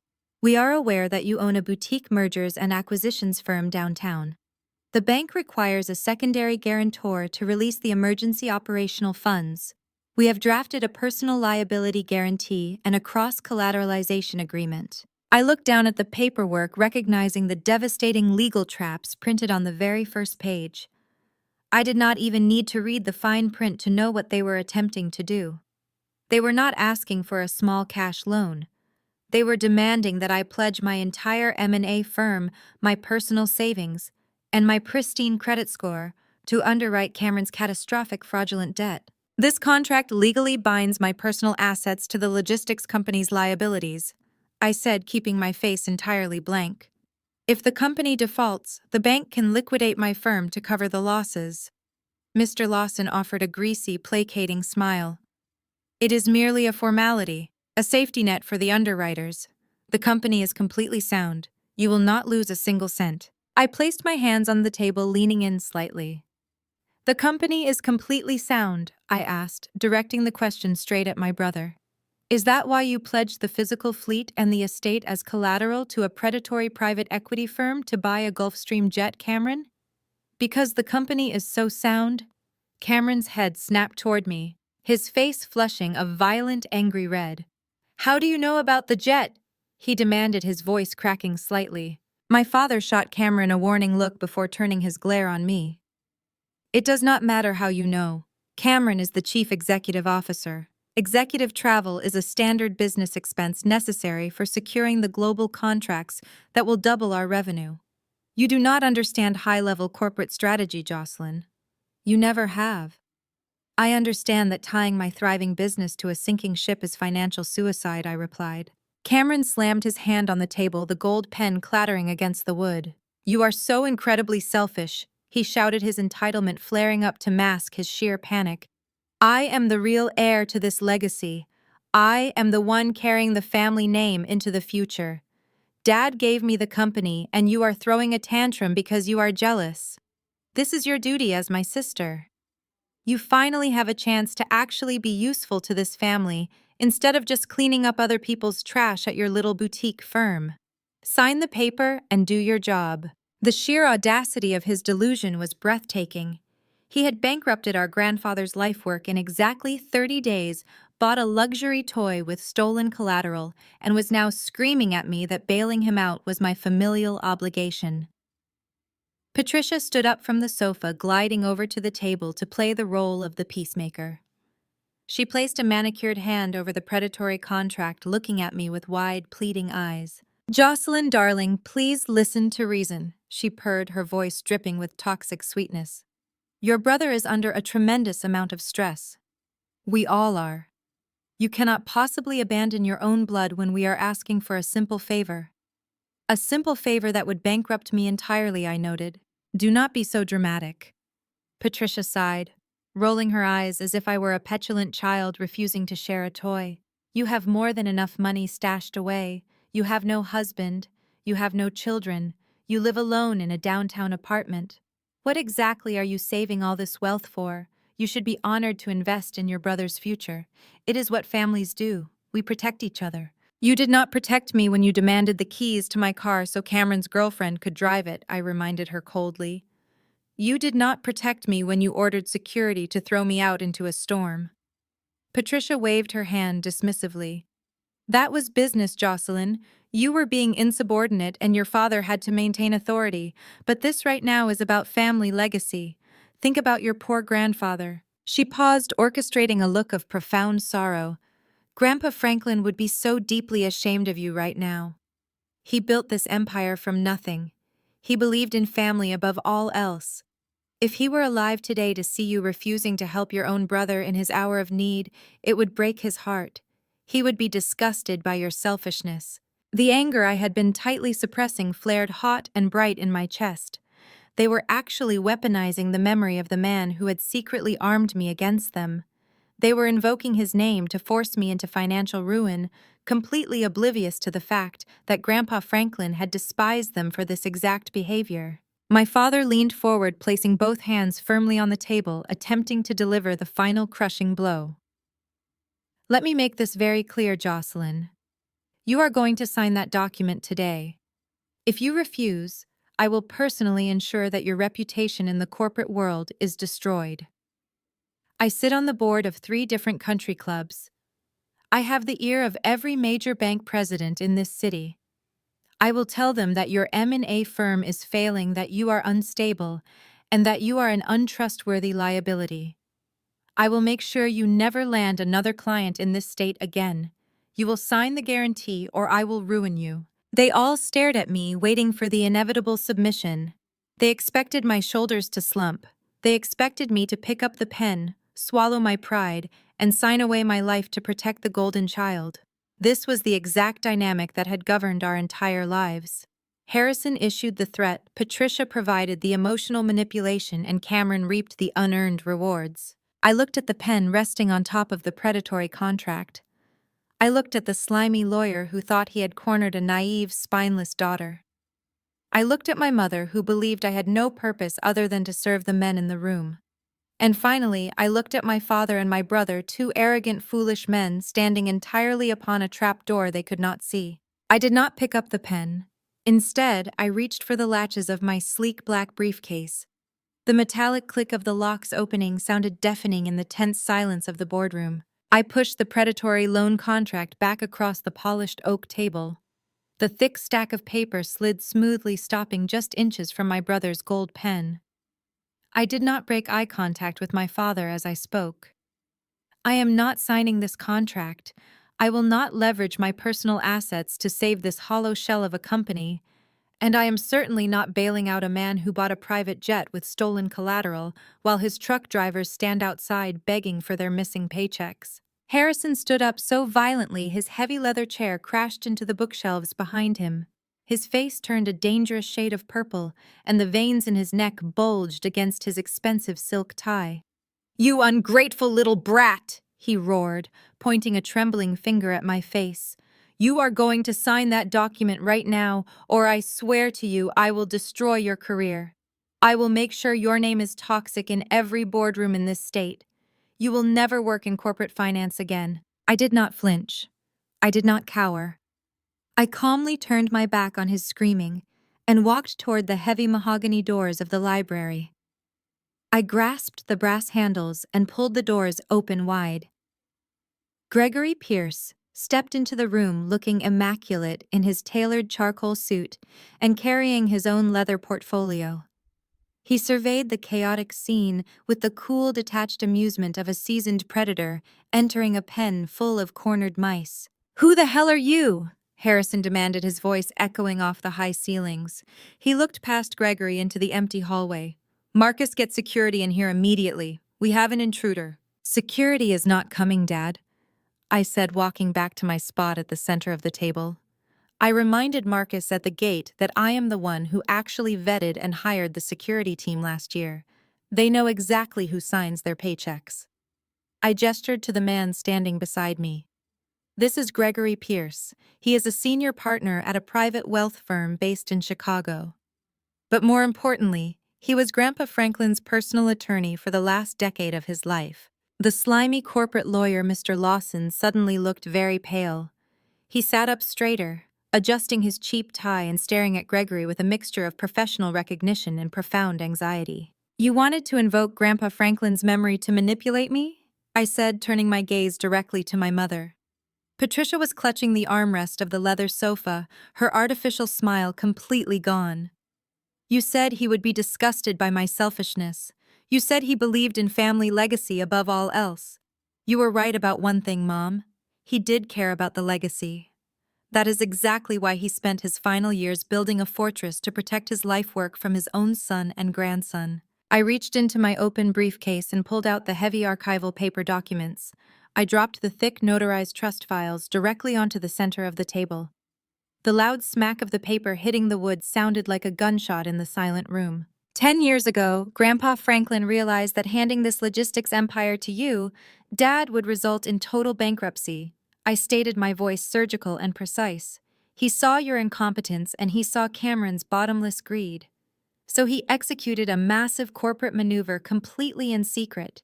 He transferred the physical real estate, the warehouses, the land we are currently sitting on, and the entire fleet of freight trucks out of the logistics company.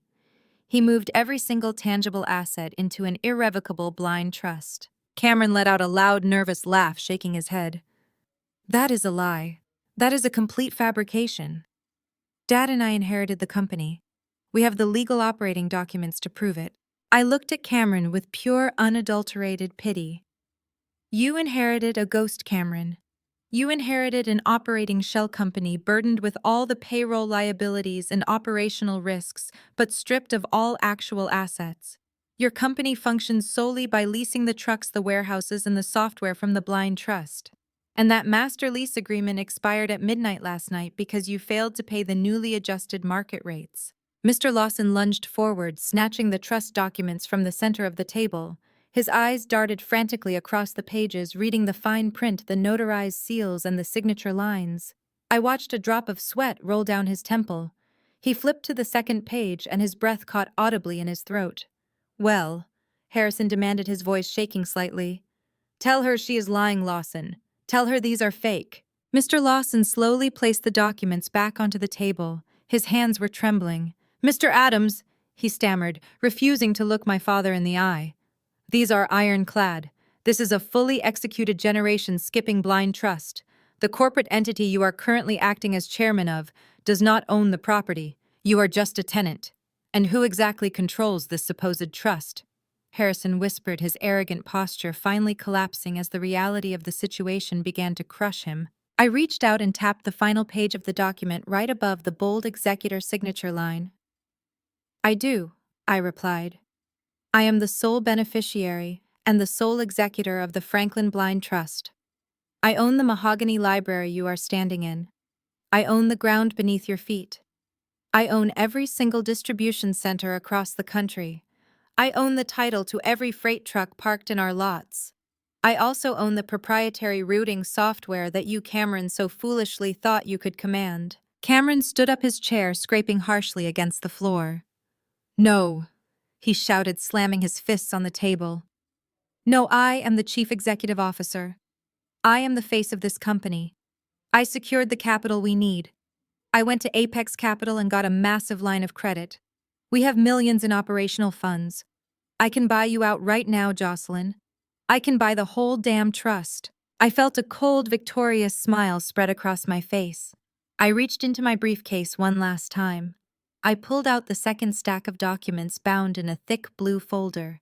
I slid the folder across the table directly in front of my brother. "You really should have paid more attention when you mocked my career," I said, my tone deadly quiet. "You love telling everyone that my job in corporate mergers and acquisitions was just cleaning up other people's trash. But my boutique firm specializes in a very specific type of restructuring, Cameron. We specialize in acquiring high-risk, distressed corporate debt." I watched Cameron stare blankly at the blue folder. He was too terrified to open it. Apex Capital is notoriously aggressive, but they are also highly motivated to offload toxic portfolios. I explained clinically, dismantling his last remaining shred of hope. "Yesterday morning, my firm approached them. We offered to buy your predatory loan outright. They accepted the wire transfer cleared an hour ago. I am holding the promissory notes, Cameron. I bought your debt. I am your sole creditor." Cameron stumbled backward, bumping into the table. "You bought my loan?" he repeated, his voice hollow. "I bought the loan you secured using stolen collateral?" I corrected, my voice slicing through the room like a scalpel. "You signed legally binding bank documents pledging the physical fleet of trucks and this estate to secure millions of dollars to buy a private jet. But since you do not actually own those trucks or this estate, your collateral is completely fraudulent. You committed federal wire fraud and bank fraud. You lied to a private equity firm to fund a luxury lifestyle you did not earn." Patricia let out a sharp, terrified gasp from the sofa, pressing her hands to her mouth. Harrison looked like he was about to pass out, his chest heaving as he stared at the documents on the table. The empire he thought he ruled had just evaporated into thin air, leaving him standing over a massive crater of debt and criminal liability. "You wanted to ruin my reputation in the corporate world, Dad?" I asked, turning my attention back to the man who had tormented me my entire life. "You threatened to go to your country club friends and tell them my firm was unstable. But I hold the deed to your legacy, and I own the debt that will send your golden child to federal prison. So please tell me again how women in this family are only meant to support the legacy. Tell me again how I should know my place." The room was perfectly silent. The slimy corporate lawyer was quietly backing toward the door, desperate to escape the blast radius of the massive legal bomb I had just detonated. My mother was weeping silently on the sofa, her designer mascara running down her cheeks, as she realized her endless supply of wealth had just been permanently severed. Harrison stood paralyzed, stripped of his title, his power, and his dignity. "You wanted me to clean up the trash," I said, closing my empty briefcase with a loud, definitive snap. "That is exactly what I am doing today." The sharp snap of my briefcase locks echoed through the mahogany library, sealing the silence that had suffocated the room. For a long, agonizing moment, nobody moved. The reality of my words hung in the stale air, a suffocating weight that pressed down on my family. Then the illusion of Cameron's composure completely shattered. The color drained from my brother's face, leaving him a sickly ashen gray. His eyes darted wildly between the trust documents on the table, my stoic expression, and the predatory loan agreements I now controlled. The golden child who had spent his entire life being handed every conceivable advantage on a silver platter was finally facing a problem he could not charm his way out of. He let out a primal, guttural scream. It was not the sound of a powerful chief executive officer. It was the tantrum of a spoiled toddler who had just been told no for the very first time. Cameron lunged backward, his hands striking the edge of the heavy oak table. The force of his movement sent his heavy leather chair tipping over. It crashed violently against the hardwood floor, splintering the ornate wooden armrest. "That is a forgery!" Cameron shrieked, pointing a trembling, accusing finger at the stack of papers resting in front of Gregory Pierce. "You printed those yourself, Jocelyn. You hired some fake lawyer from Chicago to come in here and scare us. It is a bluff. It is a pathetic, desperate bluff because you are jealous that Dad chose me." Gregory did not even blink at the outburst. He simply reached out and tapped the raised, embossed notary seal on the front page of the trust agreement. "This is a legally binding, federally recognized document." Mr. Adams Gregory stated, his voice a calm, immovable wall against Cameron's hysteria. "It was executed 10 years ago, witnessed by a federal judge, and filed securely. I suggest you lower your voice and seek immediate legal counsel regarding the bank fraud you committed yesterday." Cameron's chest heaved. He looked wildly at our father, seeking the protection that had shielded him from consequences for 35 years. "Dad, tell them they are lying.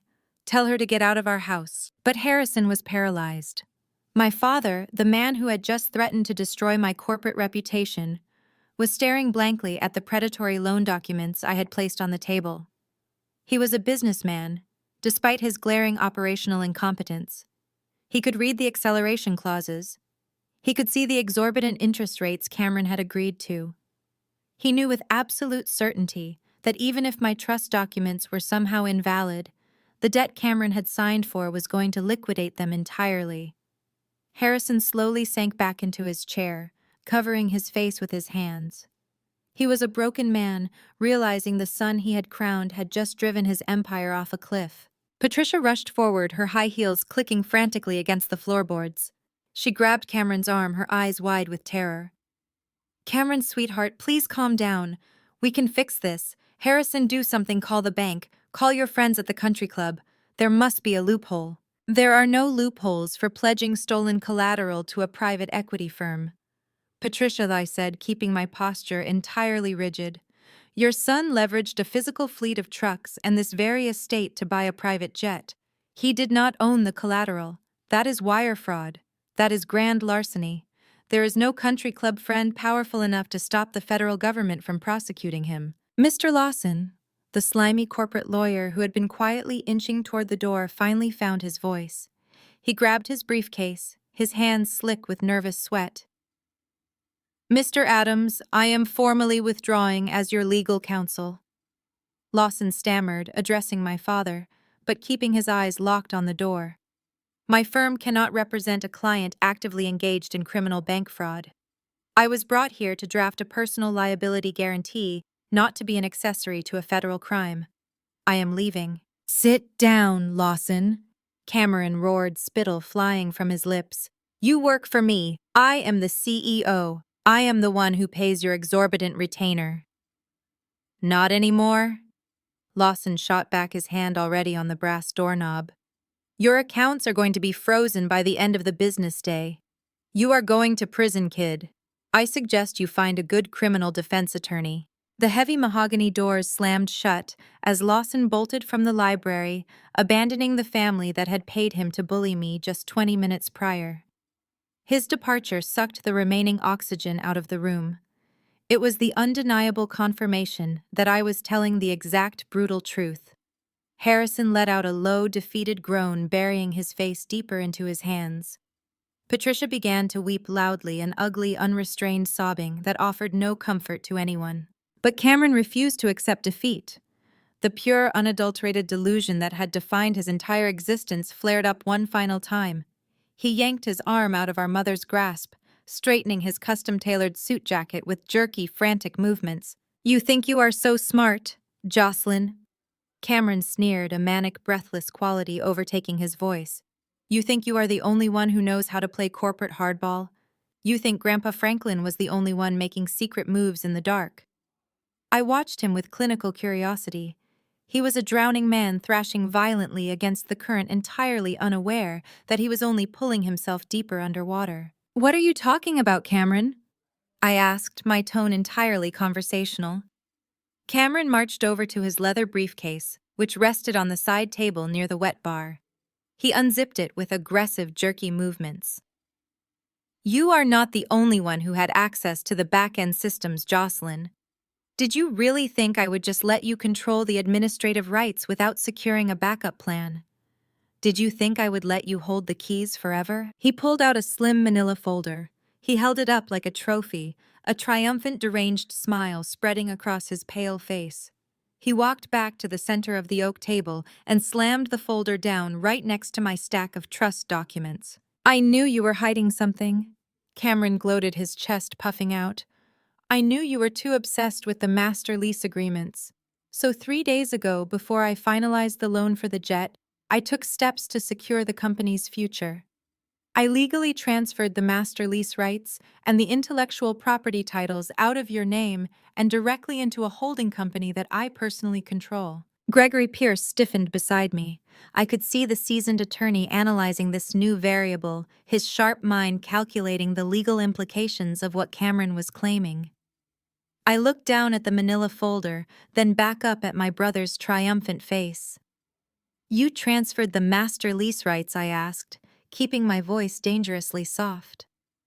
"The rights that are firmly bound by an irrevocable blind trust." "Yes," Cameron bragged, slamming his hand on top of the folder.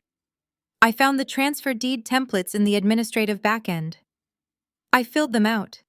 I authorized the transfer of the software licenses and the fleet management rights directly to my new holding company." "You do not control the lease anymore, Jocelyn." "I do. I own the operational rights." My father lifted his head from his hands, a glimmer of desperate hope flashing in his bloodshot eyes. "Cameron, is this true?" "Did you secure the lease rights? I handled it, Dad," Cameron said proudly, turning to Harrison. "I told you I had the vision. I outsmarted her.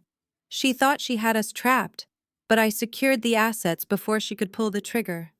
We can use my holding company to secure the logistics network and restructure the debt. We do not need her." I reached out and slowly opened the manila folder Cameron had slammed onto the table. I looked at the top document. It was indeed a standard corporate transfer deed. It was filled out with the correct legal jargon attempting to shift the intellectual property rights and the master lease controls from the blind trust over to Cameron's newly formed holding LLC. But it was the bottom of the page that caught my immediate absolute attention. There, sitting plainly on the signature line for the executor of the trust, was my name, Jocelyn Adams. It was signed in blue ink, featuring a looping, extravagant cursive style that looked absolutely nothing like my actual handwriting. I stared at the signature for a long, quiet moment. I felt a cold, sharp thrill radiate through my chest. I looked up at Gregory. The attorney was leaning over my shoulder, inspecting the document. I saw the exact moment Gregory realized what we were looking at. His posture relaxed entirely, and a ruthless, predatory calm settled over his features. I turned my gaze back to my brother. Cameron was standing tall, his chin raised, waiting for me to break down and admit defeat. "Cameron," I said, my voice cutting through the heavy silence of the library like a razor blade. "This transfer deed requires the signature of the sole executor of the blind trust. As we just established 10 minutes ago, I am the sole executor. I have not signed a single piece of paper regarding this company in over a month." Cameron scoffed, waving his hand dismissively. "I took care of it. You were being uncooperative and hostile when I asked for the passwords. So I signed off on the transfer as the CEO and managing director on behalf of all administrative parties. I expedited the process to save the company." "You took care of it," I repeated slowly, letting the magnitude of his words hang in the air. You signed my name on a legal transfer deed to shift millions of dollars of corporate assets into your own personal holding company. I did what had to be done for the family legacy. Cameron declared, completely oblivious to the trap that had just snapped shut around his ankles. It is filed and finalized. You are locked out, Jocelyn. You lose. I looked at Gregory. The Chicago attorney slowly reached out and picked up the forged document, treating it as if it were a highly explosive device. Mr. Adams, Gregory said, his baritone voice dripping with a terrifying clinical precision. You are currently standing in a room with 2 corporate finance experts and a senior private wealth attorney. You have just proudly presented a fraudulent legal document, and you have just loudly and clearly confessed to forging the signature of a trust executor in an attempt to steal millions of dollars in intellectual property. Cameron's triumphant smile instantly vanished. The color that had rushed back into his face drained away, leaving him looking like a ghost. Harrison shot up from his chair, a strangled gasp escaping his throat. Cameron, what did you do? Harrison whispered, his voice trembling with absolute horror. Tell me you did not forge her signature. I had to. Dad, Cameron stammered, his bravado crumbling into sheer panic as he finally realized the gravity of his actions. She was going to ruin us. I had to protect the company. You did not protect the company, I said, my voice echoing off the mahogany walls. You just handed me the physical evidence of your felony. You just confessed to grand larceny, identity theft, and corporate fraud, and you did it on the record in a room full of lawyers. The silence in the library was absolute, heavy with the weight of Cameron's self-inflicted destruction. Gregory Pierce did not gloat. He simply reached into his tailored jacket, pulled out his smartphone, and tapped the screen exactly once. It was a silent, prearranged signal we had coordinated the night before. 10 seconds later, the heavy mahogany doors of the library swung open again. 3 figures stepped into the room, instantly shifting the atmosphere from a tense family dispute to an active crime scene. Leading them was a man with a silver badge clipped to his belt, exuding the kind of quiet, immovable authority that could not be intimidated or bought at a country club. Behind him walked 2 individuals carrying rigid aluminum briefcases, their expressions entirely clinical.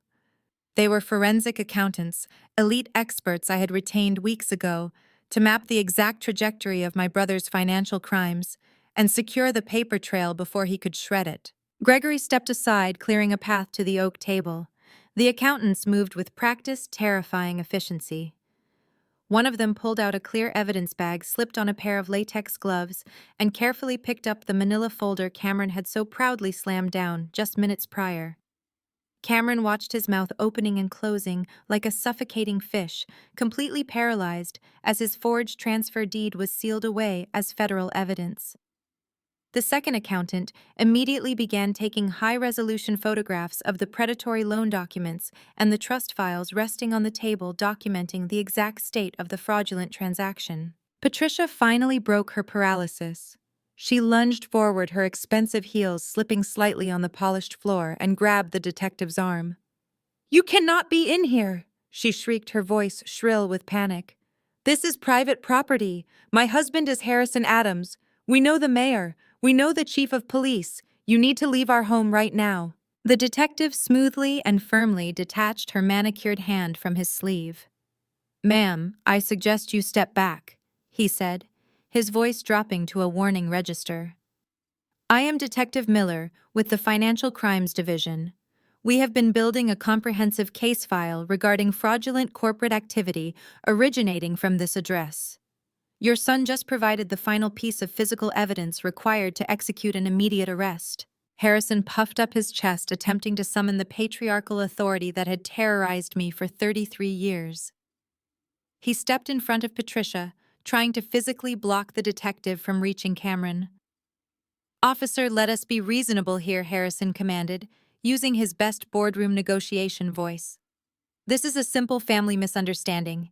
It is a clerical error on an internal lease transfer. We can clear this up with a quick phone call to my legal team. There is absolutely no need for law enforcement." Detective Miller looked at my father with absolute indifference. A forged signature on a deed attempting to transfer millions of dollars in intellectual property is not a clerical error, Mr. Adams. It is a felony. Combined with the fraudulent collateral your son pledged to Apex Capital earlier this week, we are looking at multiple federal and state charges, including wire fraud, bank fraud, and identity theft. The district attorney is already drafting the indictments. Harrison's aggressive posture deflated instantly. The blood drained from his face and his shoulders slumped. He looked back at Cameron, the golden child he had groomed to rule an empire, and saw only a terrified, incompetent criminal who had just destroyed their entire lives.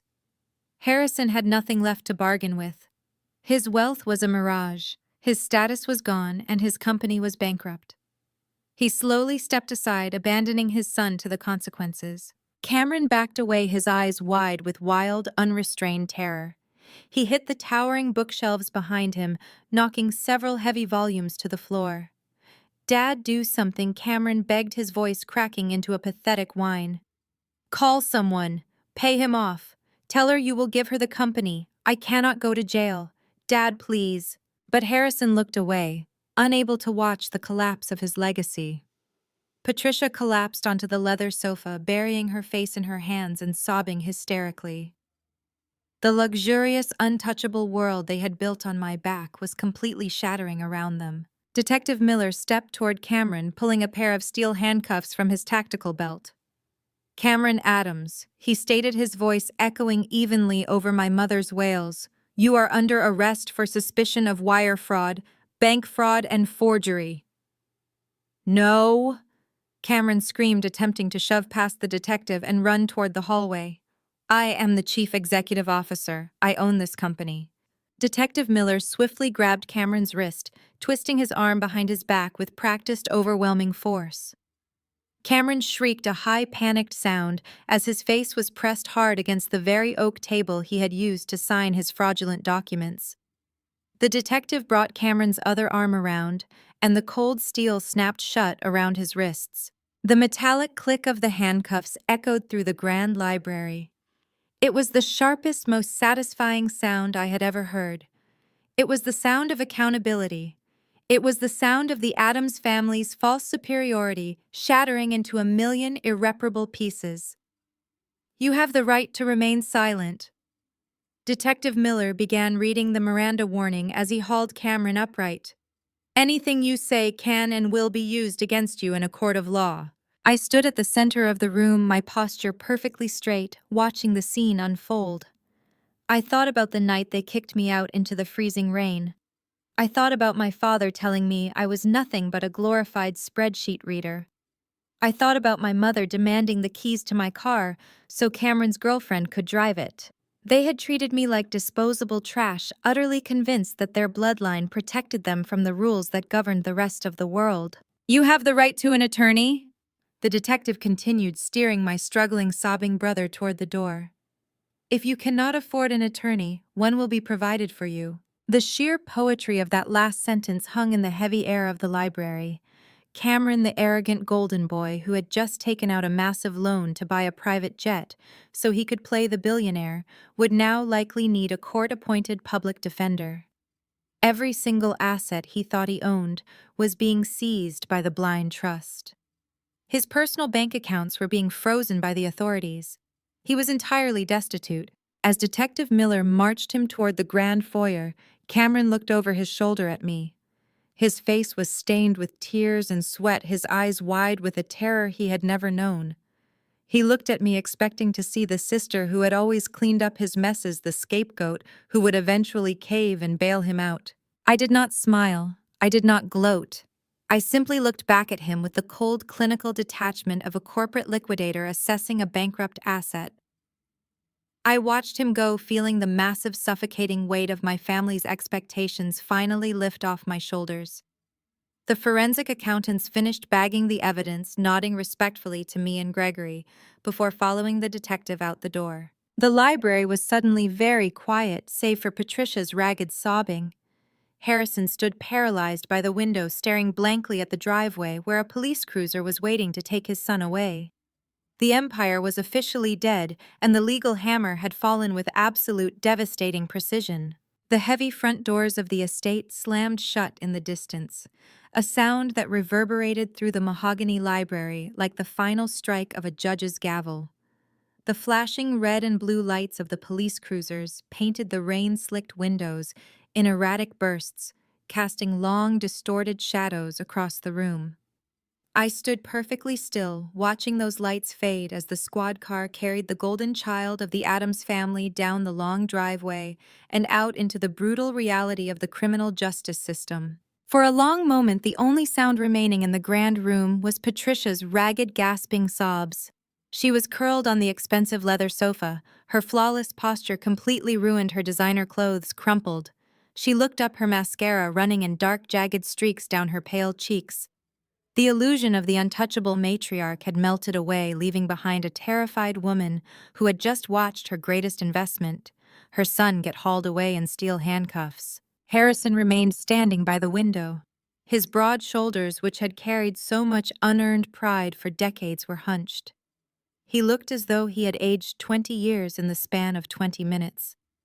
The silence in the room stretched thick and suffocating until Patricia could no longer bear it. She scrambled off the sofa, her heels discarded somewhere on the Persian rug, and stumbled toward my father. She grabbed the lapels of his custom suit, shaking him with a frantic, desperate energy. "Harrison, do something," she shrieked, her voice cracking. "Call the mayor. Call the police commissioner. You have to stop them. They cannot put Cameron in jail. He is your son. He is the heir. Tell them it was a mistake." Harrison did not move. He did not reach out to comfort his wife. He slowly turned his head to look at the oak table, where the notarized trust documents and the predatory loan agreements still sat crisp and undeniable. He stared at the signature lines, at the astronomical debt figures, and at the absolute transfer of power my grandfather had orchestrated from beyond the grave. "There is no one to call Patricia." Harrison whispered, his voice sounding dry and hollow like crushed leaves. "It is gone. Everything is gone." "No," Patricia wailed, spinning around to face me. She took a step forward, her hands outstretched, as if she were going to grab me, but the icy, immovable glare I fixed upon her stopped her dead in her tracks. "Jocelyn, you have to fix this. You know how the systems work, you know the numbers. You can call the bank and explain that you authorized the transfer. You can tell the detectives that Cameron had your permission." I looked at my mother with a profound clinical detachment. "You are asking me to commit perjury and confess to a federal crime to save the man who just tried to steal millions of dollars from me." I stated, my voice entirely flat. "He is your brother," Patricia sobbed, dropping to her knees on the hardwood floor. She was actually kneeling, begging the daughter she had treated like dirt for 33 years. "He made a mistake. He was just stressed. He wanted to make your father proud. You cannot let them lock him in a cage. We are your family, Jocelyn. I am your mother. How can you be so cold?" Where was this maternal warmth a month ago? I asked, the words slicing through the room with surgical precision. Where was your dedication to family when you demanded I hand over the keys to my car so Cameron's girlfriend could drive it? Where was your loyalty when you watched security escort me out into a freezing storm with nothing but a laptop bag? You did not care if I froze. You did not care if I starved.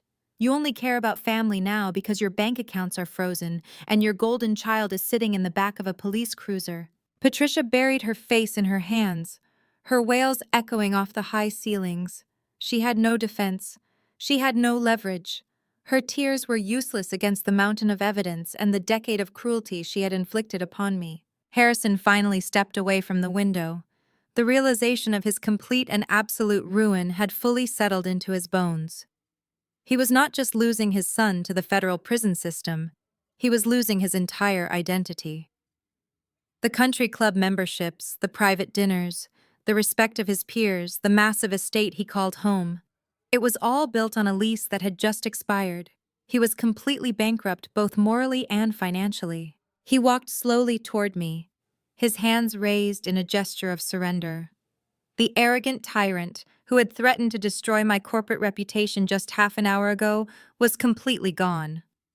In his place stood a desperate, frightened old man. "Jocelyn, please," Harrison pleaded, his voice cracking with emotion. I was wrong, I was arrogant, and I was blind. I let my pride cloud my judgment. I see that now. Your grandfather was right to trust you. You are brilliant. You have the strategic mind this empire needs. I did not interrupt him. I simply watched him perform the most humiliating pivot of his entire life. We can rebuild. Harrison continued, taking another tentative step forward. You own the trust, and I understand the industry relationships. We can rebrand the shell company. We can pay off the predatory loan together using the trust assets. I will step down as chairman. I will let you lead. Just do not throw us out on the street. Do not let them take your brother away. We are blood, Jocelyn. You cannot destroy your own flesh and blood. You have to show mercy. He reached out, attempting to place a paternal hand on my shoulder. I took a deliberate half-step backward, ensuring his hand grasped nothing but empty air. You do not get to invoke our bloodline to save yourself from the consequences of your own greed, I said, my voice resonating with absolute, unshakable authority. You spent my entire life telling me that I was a secondary citizen in this house. You told me my career was a joke. You told me my only purpose was to clean up the messes left behind by the men in this room. I looked at the overturned leather chair where Cameron had sat. I looked at my mother sobbing on the floor. And finally, I looked directly into my father's defeated eyes. You told me exactly what my role was when you kicked me out of this library, I reminded him, throwing his own toxic misogyny right back into his face.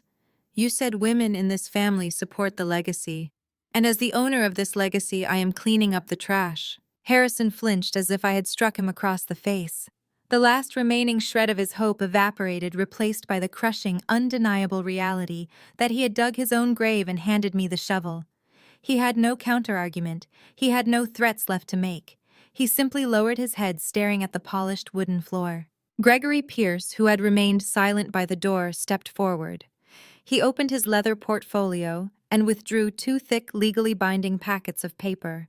He walked over to the oak table and placed them precisely where the forged documents had been resting moments before. Mr. and Mrs. Adams Gregory, said, his voice entirely devoid of sympathy. As the executor of the Franklin Blind Trust and the primary creditor holding the notes on your outstanding debts, my client is formally executing the default clauses. These are your official eviction notices. You have exactly 48 hours to vacate this estate and any commercial properties associated with the logistics company. Patricia gasped, her head snapping up. 48 hours. We cannot pack up our entire lives in 48 hours. Where are we supposed to go? We have no money. That is no longer the concern of the trust, Gregory replied smoothly.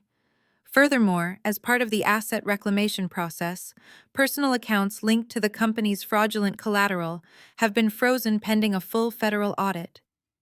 You are permitted to take your personal clothing and basic effects. Any items purchased with company funds, including the artwork, the vehicles, and the jewelry, must remain on the premises. My father looked at the eviction notices, his hands trembling at his sides. He did not reach for the papers. He knew fighting was useless. The empire was gone. I picked up my briefcase, the sleek black leather cool and solid against my palm. I did not need to raise my voice. I did not need to scream or break things the way Cameron had. The sheer devastating weight of the law and the flawless execution of my grandfather's trap had done all the talking necessary. Pack your bags, I told them, turning my back on the wreckage of my family. The security team will be monitoring the estate to ensure nothing belonging to the trust leaves this property. I suggest you move quickly. I walked out of the mahogany library, my heels clicking sharply against the floorboards, leaving my parents entirely alone in the house they no longer owned. The storm outside had finally broken, and pale sunlight was beginning to stream through the grand windows of the foyer. The air inside the estate felt different now. It was no longer a suffocating fortress of impossible expectations and conditional love. It was clean. It was quiet. It was mine. The next 2 weeks unfolded exactly as I had modeled in my financial projections, yet watching the reality of it felt profoundly satisfying. The federal authorities did not handle Cameron with the kid gloves he had always been accustomed to. The sheer audacity of his fraud, forging a trust executor's signature to pledge millions of dollars in stolen collateral for a private jet, made his prosecution swift and merciless. Bail was set impossibly high, an amount he could no longer access, since the blind trust had effectively frozen all operational and executive accounts the moment the master leases expired. The golden child spent his first night in a federal holding cell, entirely stripped of his custom-tailored suits and his bottomless arrogance. Harrison and Patricia were given exactly 48 hours to vacate the estate. Gregory Pierce oversaw the eviction process with a cold, unrelenting professionalism. My parents were permitted to take only their personal clothing and immediate necessities. The luxury vehicles, the imported art, the antique furniture, everything purchased with company funds or tied to the estate's underlying value was locked down by the trust. They left the property in the back of a generic rideshare, a far cry from the chauffeured town cars they had demanded for the past decade. The social fallout was instantaneous and absolute. In the tight-knit, image-obsessed circles my parents had cultivated, failure was a contagious disease, but criminal failure was a death sentence. The moment the news broke of Cameron's arrest and the company's spectacular collapse, Harrison's country club memberships were quietly revoked. The board positions he had leveraged his name to acquire were suddenly filled by other executives. Patricia's so-called friends stopped answering her calls. The narrative had violently shifted. They were no longer the powerful patriarch and matriarch of a logistics empire. They were the negligent enablers of a felon entirely bankrupted by their own hubris. They were forced to downsize to a tiny two-bedroom apartment on the far outskirts of the city, surviving solely on a meager fraction of a pension my grandfather had established years ago. It was a lifestyle they had spent their entire lives mocking, now thrust upon them without any possibility of appeal. While their world shrank to the size of a cramped living room, my empire expanded rapidly. I did not just take over the logistics company. I ruthlessly dismantled the hollow shell they had nearly destroyed. Working alongside my partners at the M&A firm, I absorbed the logistics network's core assets directly into my own corporate structure. I fired the incompetent executive team Cameron had hired, replaced the outsourced customer service with dedicated in-house personnel, and reinstated the predictive routing software. Within days, the distribution centers stabilized, the striking drivers returned to work under newly negotiated contracts, and the major accounts were secured. I officially rebranded the entire operation, stripping the toxic family name from the side of every single truck, every warehouse, and the towering corporate headquarters. The Adams Logistics empire was dead, replaced by a streamlined, highly profitable subsidiary of my own creation. I had cleaned up the trash just as my father had ordered, but I kept the keys. The physical estate required far less restructuring. I had the mahogany library aired out, the heavy curtains pulled back to let the natural light flood the space. I removed the oversized portrait of Harrison that had dominated the main foyer, replacing it with a subtle abstract sculpture that I had purchased with the first bonus I ever earned. The house no longer felt like a suffocating monument to patriarchal expectations. It felt like an operational headquarters, clean, efficient, and entirely my own. A month after the boardroom ambush, I stood on the grand balcony of the estate, a glass of champagne in my hand. The evening air was crisp and clear, completely devoid of the freezing rain that had marked my brutal exit from this very property. Below me, the expansive grounds were illuminated by soft ambient lighting. I was hosting a massive charity gala. It was the inaugural event for a new foundation I had launched, dedicated entirely to providing venture capital, legal resources, and mentorship to young women entering the corporate finance and logistics sectors. The estate was filled with brilliant, ambitious women, networking, exchanging ideas, and building their own empires. The energy was electric, vibrant, and completely contrary to the stifling, exclusionary atmosphere my parents had maintained for 30 years. I watched a young entrepreneur pitch a supply chain software concept to one of my senior partners near the infinity pool. I smiled, taking a slow sip of the champagne. The legacy my grandfather had envisioned, the legacy he had secretly trusted me to protect, was finally being realized. It was no longer a tool for oppression. It was an engine for opportunity. I felt a sudden distinct vibration against my side. I reached into the pocket of my crimson blazer and pulled out my smartphone. The screen illuminated the dim balcony displaying a blocked caller ID, but I knew exactly who it was. The pattern had become predictable over the past few weeks. The voicemails always followed the same desperate, manipulative arc. I swiped the screen, answering the call but remaining completely silent. Jocelyn. Patricia's voice crackled through the speaker. She sounded exhausted, the artificial sweetness replaced by a frantic, jagged desperation. Jocelyn, please do not hang up. Your father is sick. We cannot afford the copays on this terrible insurance. The apartment is so small and the neighbors are awful. We need you. You have to help us. You have all that money. You cannot just leave your mother like this. Please just wire us a few thousand to get through the month. I listened to her beg. I listened to the woman who had demanded the keys to my car so my brother's girlfriend could drive it. I listened to the woman who had watched me get thrown out into a storm and told me it was just business. She was employing the same exact tactics she always had, using guilt and blood obligation to extract resources she felt entirely entitled to. She truly believed that if she cried hard enough, the obedient scapegoat daughter would eventually cave. She was speaking to a ghost. That daughter did not exist anymore. Jocelyn, are you there? Patricia pleaded, her voice breaking. Please say something. You have to save us. I looked out over the glowing estate, listening to the powerful, confident laughter of the women gathered below. I looked at the empire I had secured, restructured and rebranded entirely on my own terms. I felt the cool glass of the champagne flute in my hand and the heavy, undeniable weight of absolute freedom in my chest. I didn't utter a single syllable. I didn't owe her an explanation, an argument, or an apology.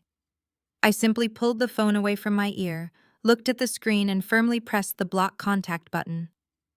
The call disconnected with a sharp electronic click, permanently severing the final thread of their toxic influence.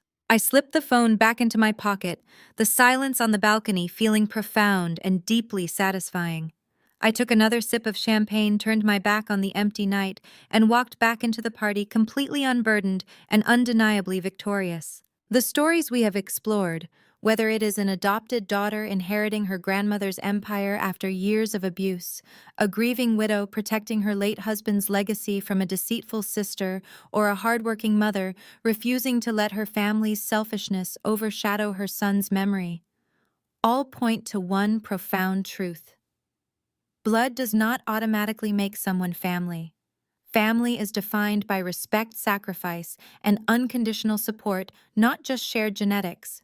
For too long, society has conditioned us to believe that we must endure toxic behavior simply because it comes from our parents or siblings.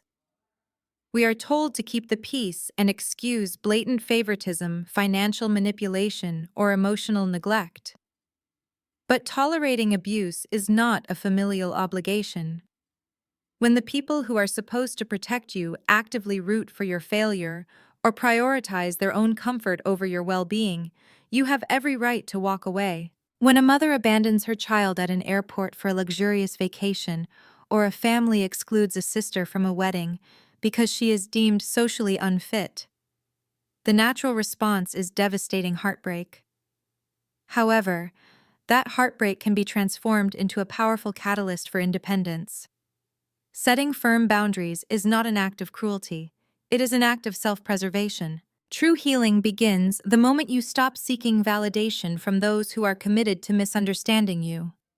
Your worth is not determined by a golden child sibling's shadow or a parent's unrealistic expectations. It is built through your own resilience and quiet victories. You are allowed to let go of toxic history and build a chosen family that celebrates your authentic self. Have you ever had to draw a hard line with toxic relatives to protect your own peace? Share your story in the comments below. If this message resonated with you, please hit the like button and subscribe for more conversations about healing resilience and reclaiming your power.